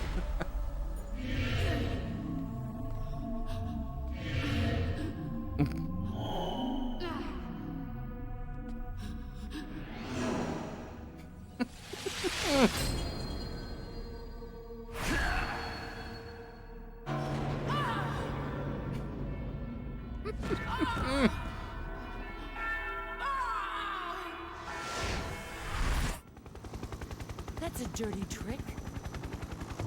You coward! Boss! Hold your fire!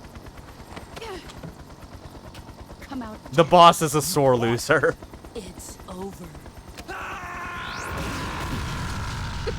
Snake! What happened? Snake! Snake! Yeah.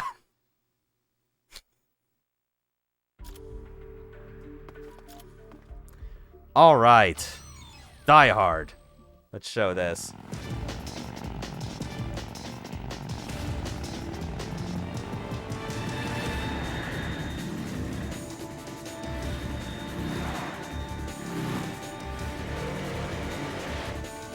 Oh, yeah.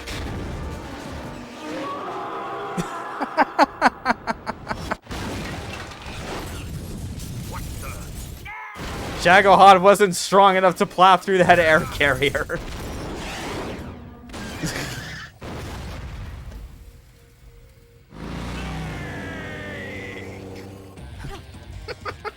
not over yet.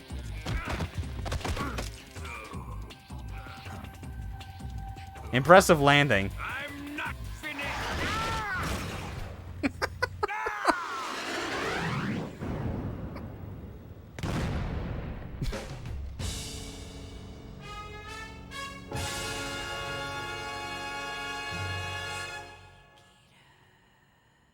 Give it up already. That problem was thoroughly solved. Alright. Metal Gear S. Oh yeah. Oh, this is a good one. Get ready.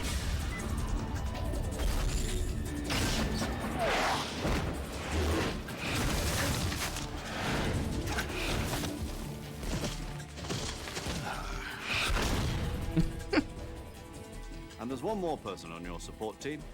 His name is Mr. Sigint. He's an expert on the latest in weapons and equipment technology.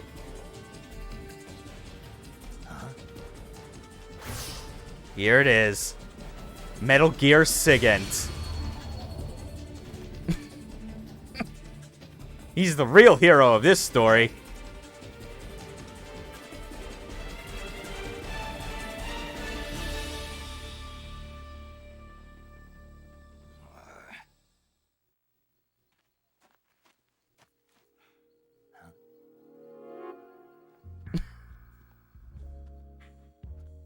The name's Eva.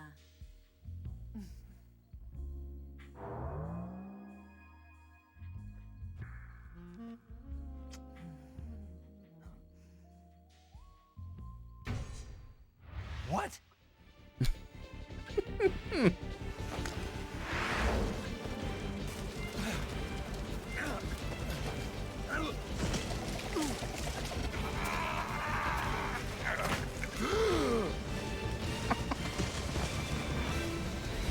Yeah, so Sigyn just gets to do all the cool stuff that Naked Snake actually did.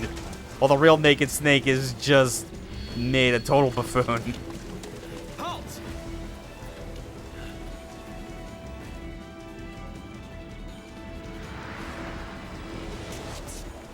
Damn it.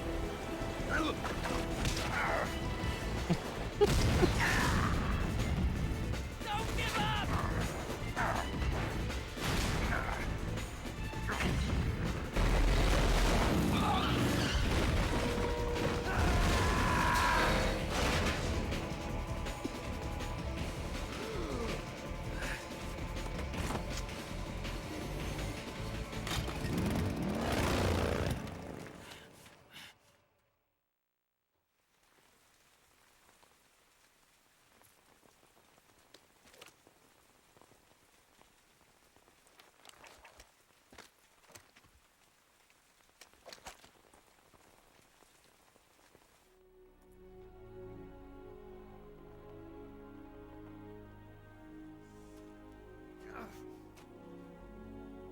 Ah, poor Snake.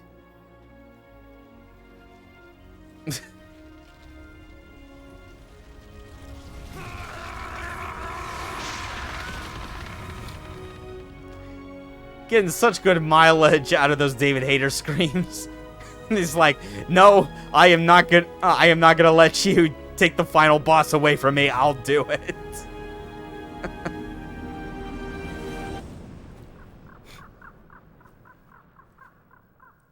Although, good job, you got yourself left behind while the MiGs bomb the hell out of this place.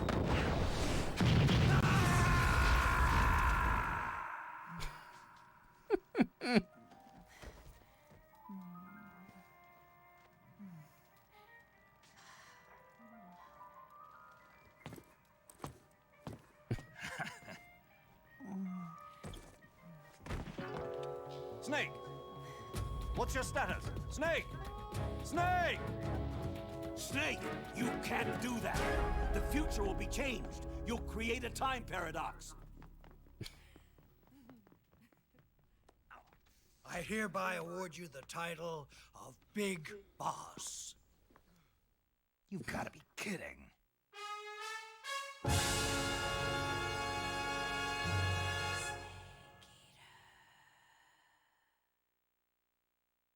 Again, I fucking love the Secret Theater. Yes. Here's a title anyone's familiar with. This old classic excuse. Reading them for the articles, of course.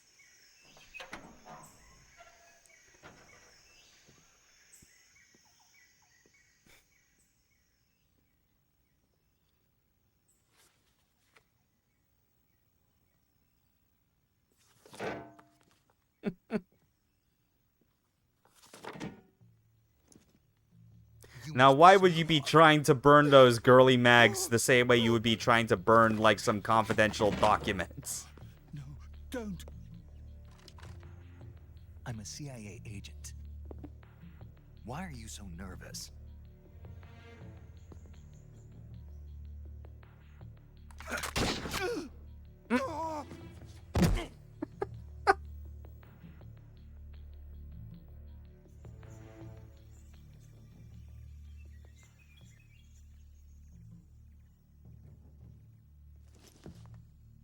Ah, yes, you gotta recover those magazines.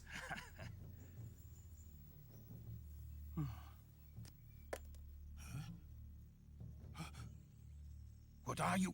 Huh?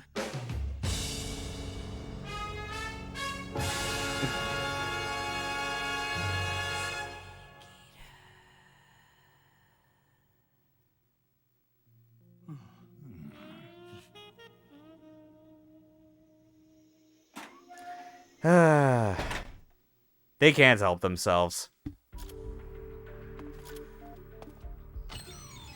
Alright. The joy.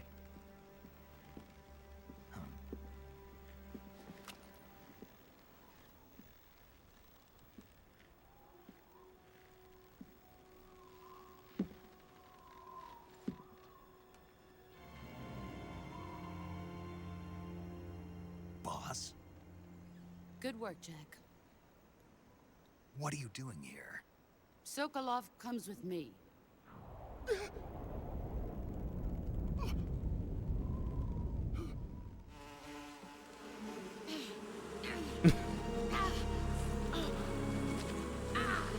Yeah, your Hornets are going after the wrong person, my dude.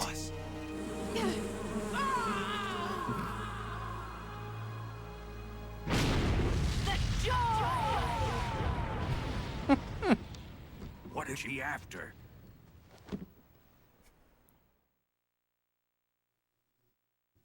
Yeah, that was nonsense. Alright, here's the quick version. Snake! Ocelot! We're not done yet. Oh, but you will be soon.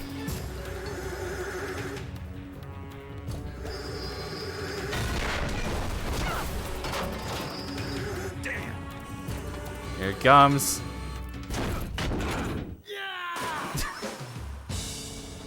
Good job, idiot.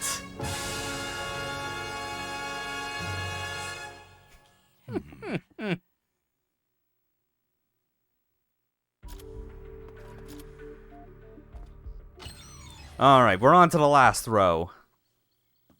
Let's see what he's got. Is American made.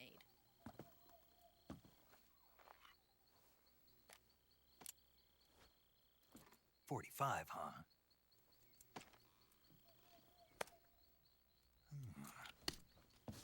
Incredible. How's that? Ah, yeah. Ramp is polished to Time for a man to fetishize over the features of a custom-made gun. And the interlock with the frame is tightened for added precision. The sight system is original too. The thumb safety is extended to make it easier on the finger. A long type trigger with non-slip grooves. A ring hammer. The base of the trigger guard's been filed down for a higher grip. And not only that, nearly every part of this gun has been expertly crafted and customized.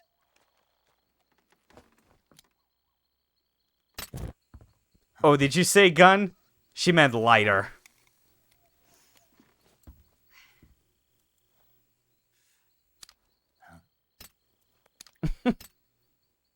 Do you like it?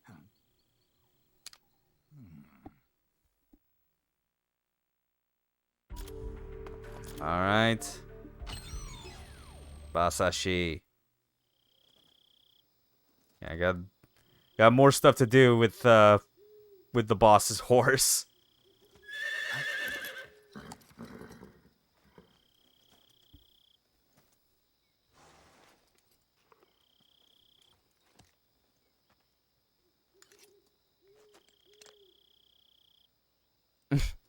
Oh boy.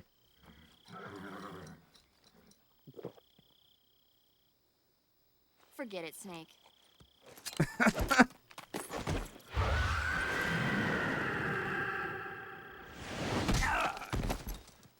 Snake.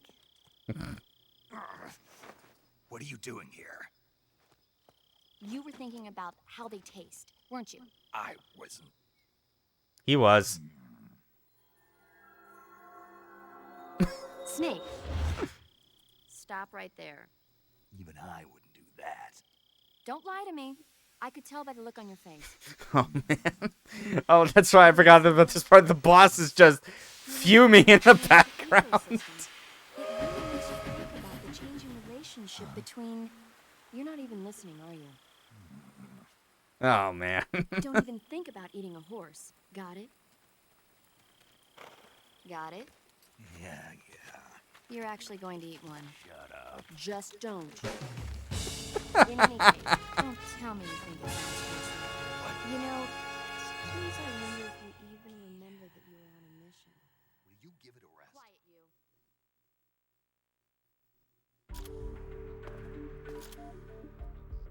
you. Yep. Even back then, they knew how silly it was that just Snake is always thinking about with like animals and like other plant life in Seleno Yarsk. It's just going, how does it taste? Get off! What? I'm gonna lure it back here. Let's go.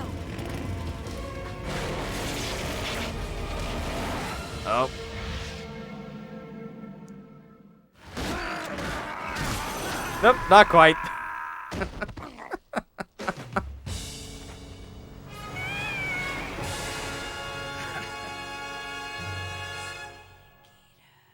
That was a close call.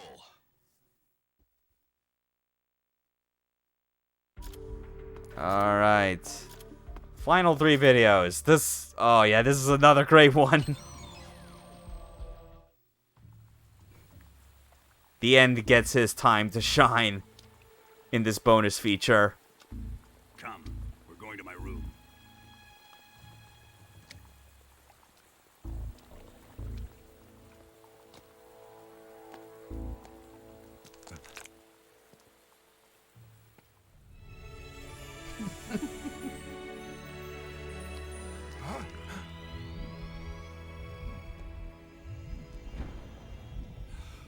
I have to thank you for waking me.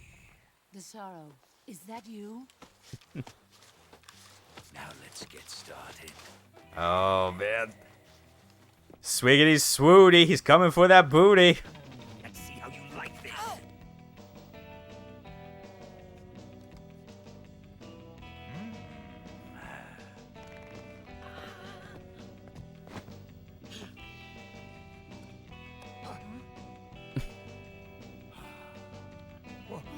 What are you? What's the matter? I know nothing, I swear it.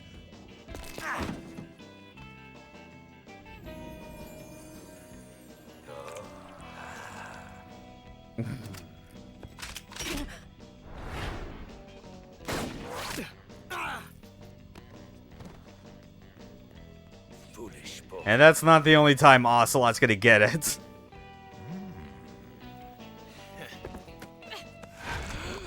Oh, that absolutely will not stand. No, sir. You respect women around here, you bastard.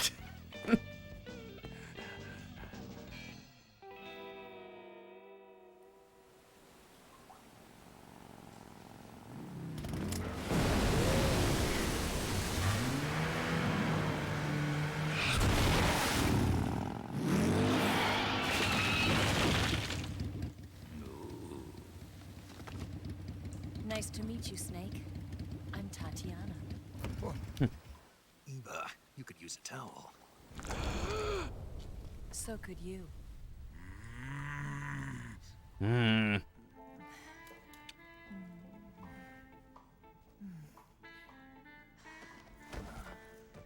Now we have reached the NTR phase of the End's journey. You disappoint me.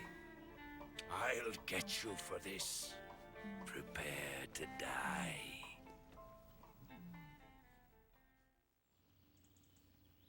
Your end will soon be upon you. Die. Spirits of the forest.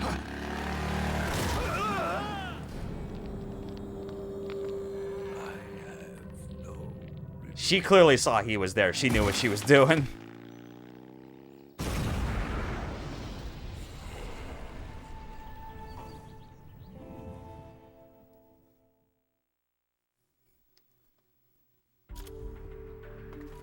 Alright, final 2. With probably one of the more famous videos in this secret theater. Metal Gear Raiden Snake Eraser. You can tell this was made very much back in the era where, like, they knew how people initially received Raiden in MGS2 and did not like him, and just proceeds to dunk on the poor boy every time. You can change your future. Take it into your own hands, Jack. So what about the past? Huh? What should I do about the past? How can I change that? You want to change the past? Well, in order to grasp the future, the past must be... It's that guy. I have to beat him no matter what. All this so he could be the main character.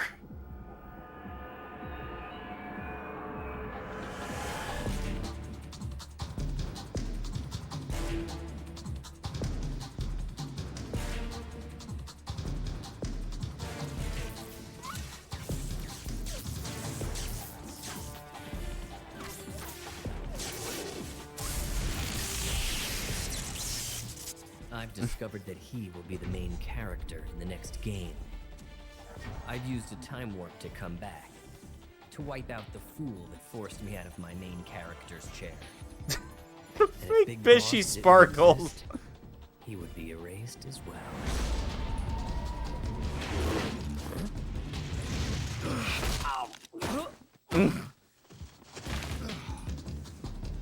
You've created a time paradox.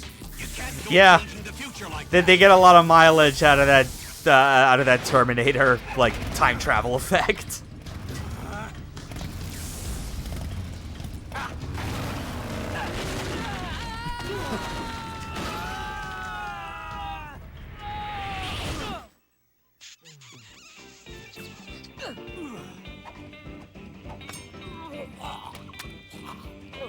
You've created Uh-huh. a time paradox. Don't mess with the future.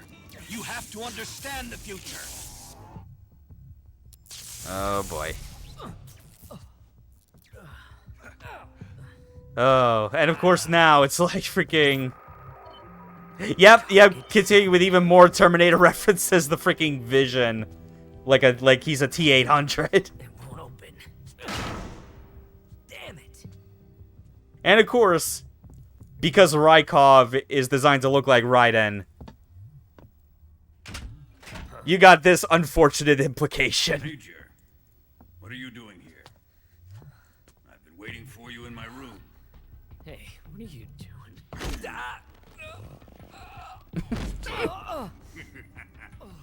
What a beautiful body you have. Like a newborn baby. Oh no. Oh no. You can't do that. The future will be changed. You'll create a time paradox. At this point, I think it's clear that Raiden's not actively doing anything. He's just having things actively done to him by being there. Look at this scar. Oh no.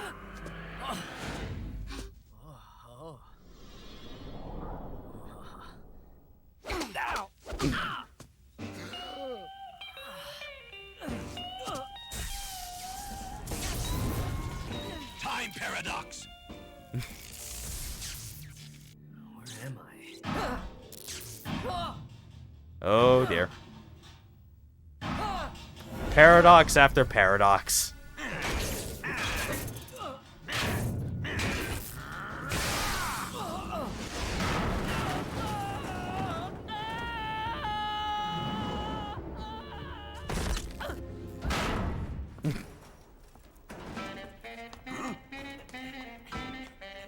Time paradox. I come here looking for Tatiana, and what should I find? But a greasy freebooter.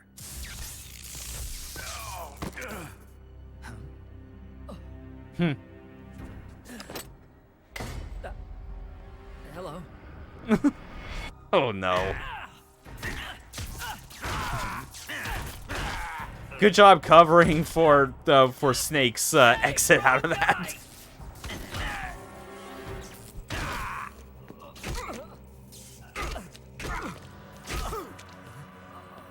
Man, poor Raiden. Remember how all it took to make people's opinions turn around on him was to make him a cyborg ninja? Change the future. And then give him his own game? Fun times. Shame they won't greenlight Platinum to make a sequel.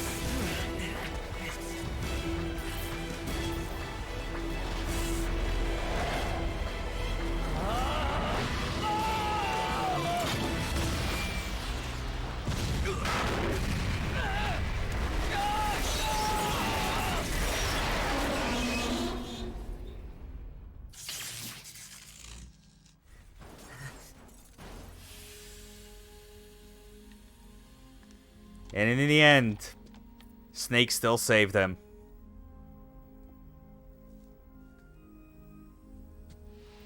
You all right? Well. Sorry.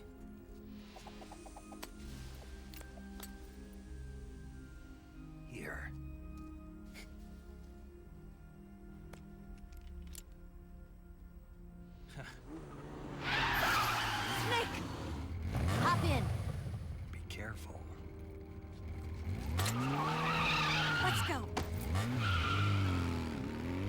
Giving him the chance to kill Snake, but he just can't after being shown that level of kindness. Legendary Big Boss.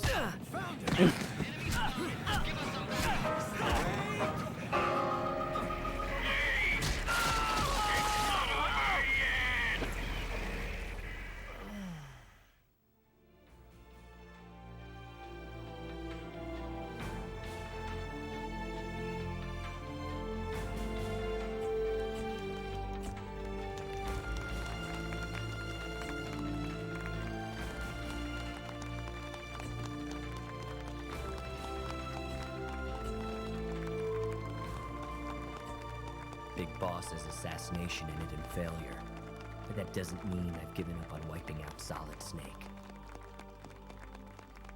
I still have a plan. Yep. And what plan is that? To kill Snake in the MSX games.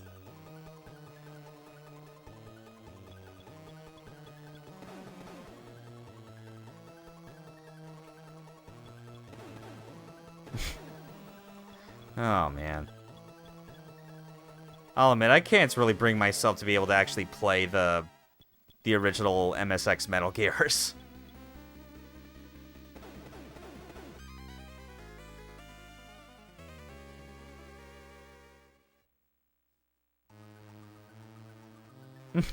Don't interfere, he's mine. Boss. I knew I should have killed you.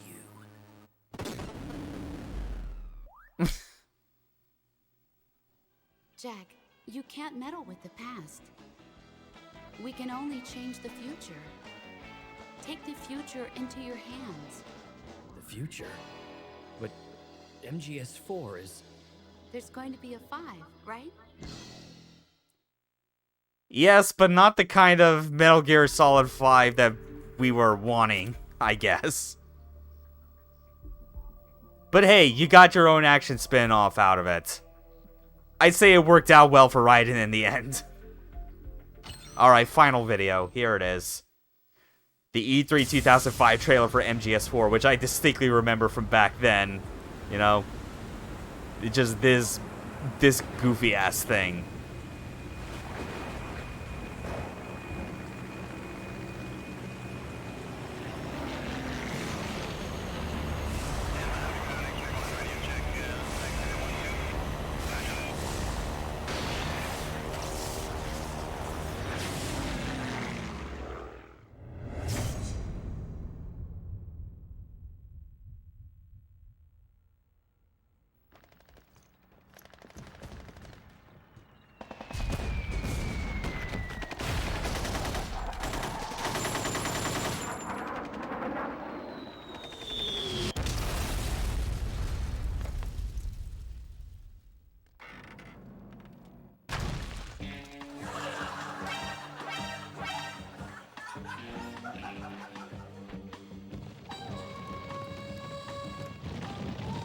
Man, this trailer brings me back. Because when I saw this, it was like, this was before I had ever actually played any of the Metal Gear games proper. Like, I had only ever heard of them. And I had only just, like, was new to owning a PS2 at the time. So to be, like, catching, like, footage and news coming out of E3 back in 2005 and seeing that this was kind of the major thing and being, like, not having much context for anything Metal Gear and wondering what this all means. And just more importantly, how it seemed clear to me even back then, just looking at the fidelity of the character models and whatnot, that it's like, this could not at all be anything like what MGS4 was supposed to be. This whole thing exists as just an incredibly goofy teaser.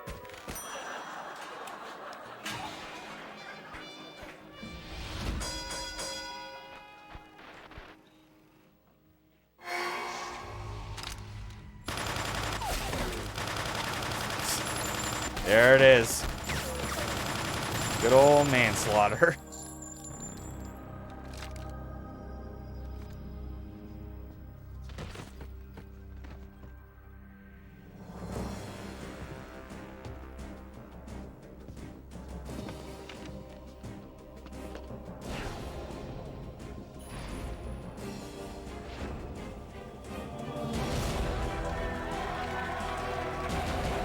Of course. No replacement for Hideo.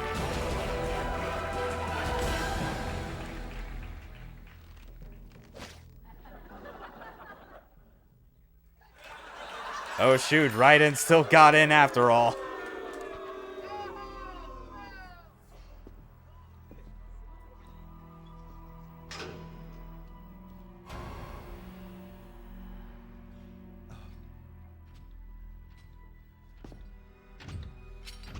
Oh, right, this bit.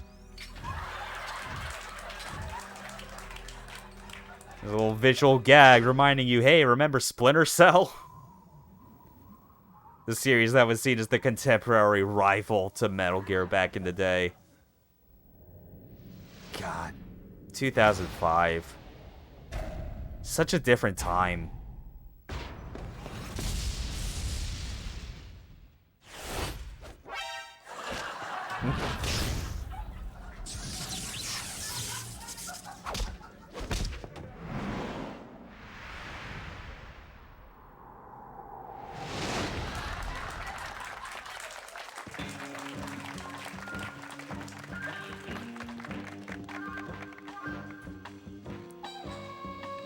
Splinter Cell wasn't bad, but never got its hooks in me. Yeah, that's fair. I mean, like, I definitely appreciated more what it went for mechanically because it was, like, it was following on, like, the kind of, like, light and shadow stealth mechanics that Thief pioneered.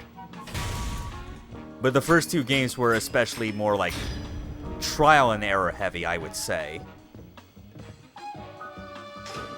Like, it's not quite as open as I would have liked, which eventually got fixed by the time they made Chaos Theory, which, unsurprisingly, is, like, the best of the series for people.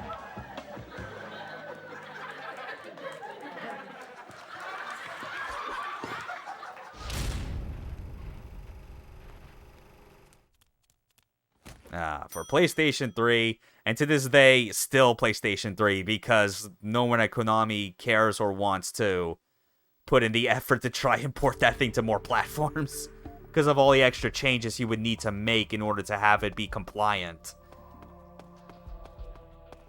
But that's it. Secret Theater, all done, and coming up on about, like, 4 hours already. Jeez. Whew. What a day. Good stream. Nice. It's nice after a good few months to be able to just, like, boot up the PS2 again and just kind of show off a variety of stuff. Obviously, didn't even get close to even half of what I had on that hard drive or even, like, what I own physically. But I at least hope that for people watching this, that, like, this gives you, like, a great sense of just, like, the assortment of games I have available to play and, like, what my tastes are like.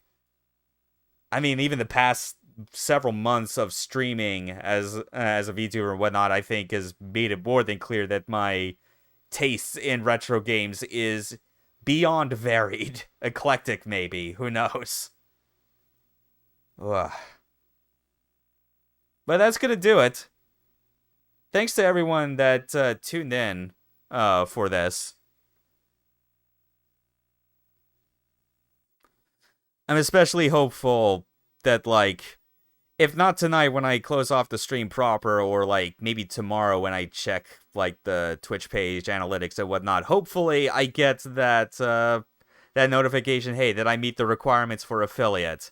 And then I can feel confident about getting back into, like, my standard stream schedule, I guess it were, where I actually try and get, like, a proper, like, 3 days out of the week of streaming and just focusing on whatever I feel like.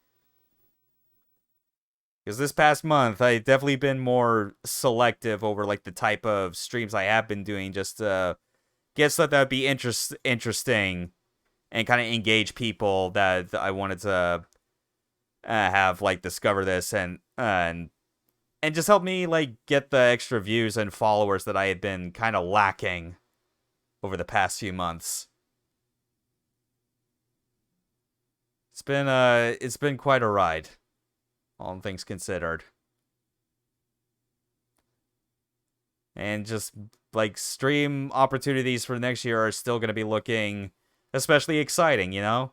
Because I got that arcade stick for Xbox so I can finally do a series that I've been planning for a while, which is like just me like once every week playing Spike Out Battle Street with the arcade stick proper. Then there's also the GDMU that I've got coming for Dreamcast so I can finally start playing and eventually streaming Dreamcast games again on original hardware. Yeah, not much else to say, really. It's been 4 hours. I'm dead tired. I need to get up and stretch. So, see you next time when I decide next time is going to be a stream. It might be this Saturday. It might be like on Monday. Who knows? Yep. You all have a good night. Later. Get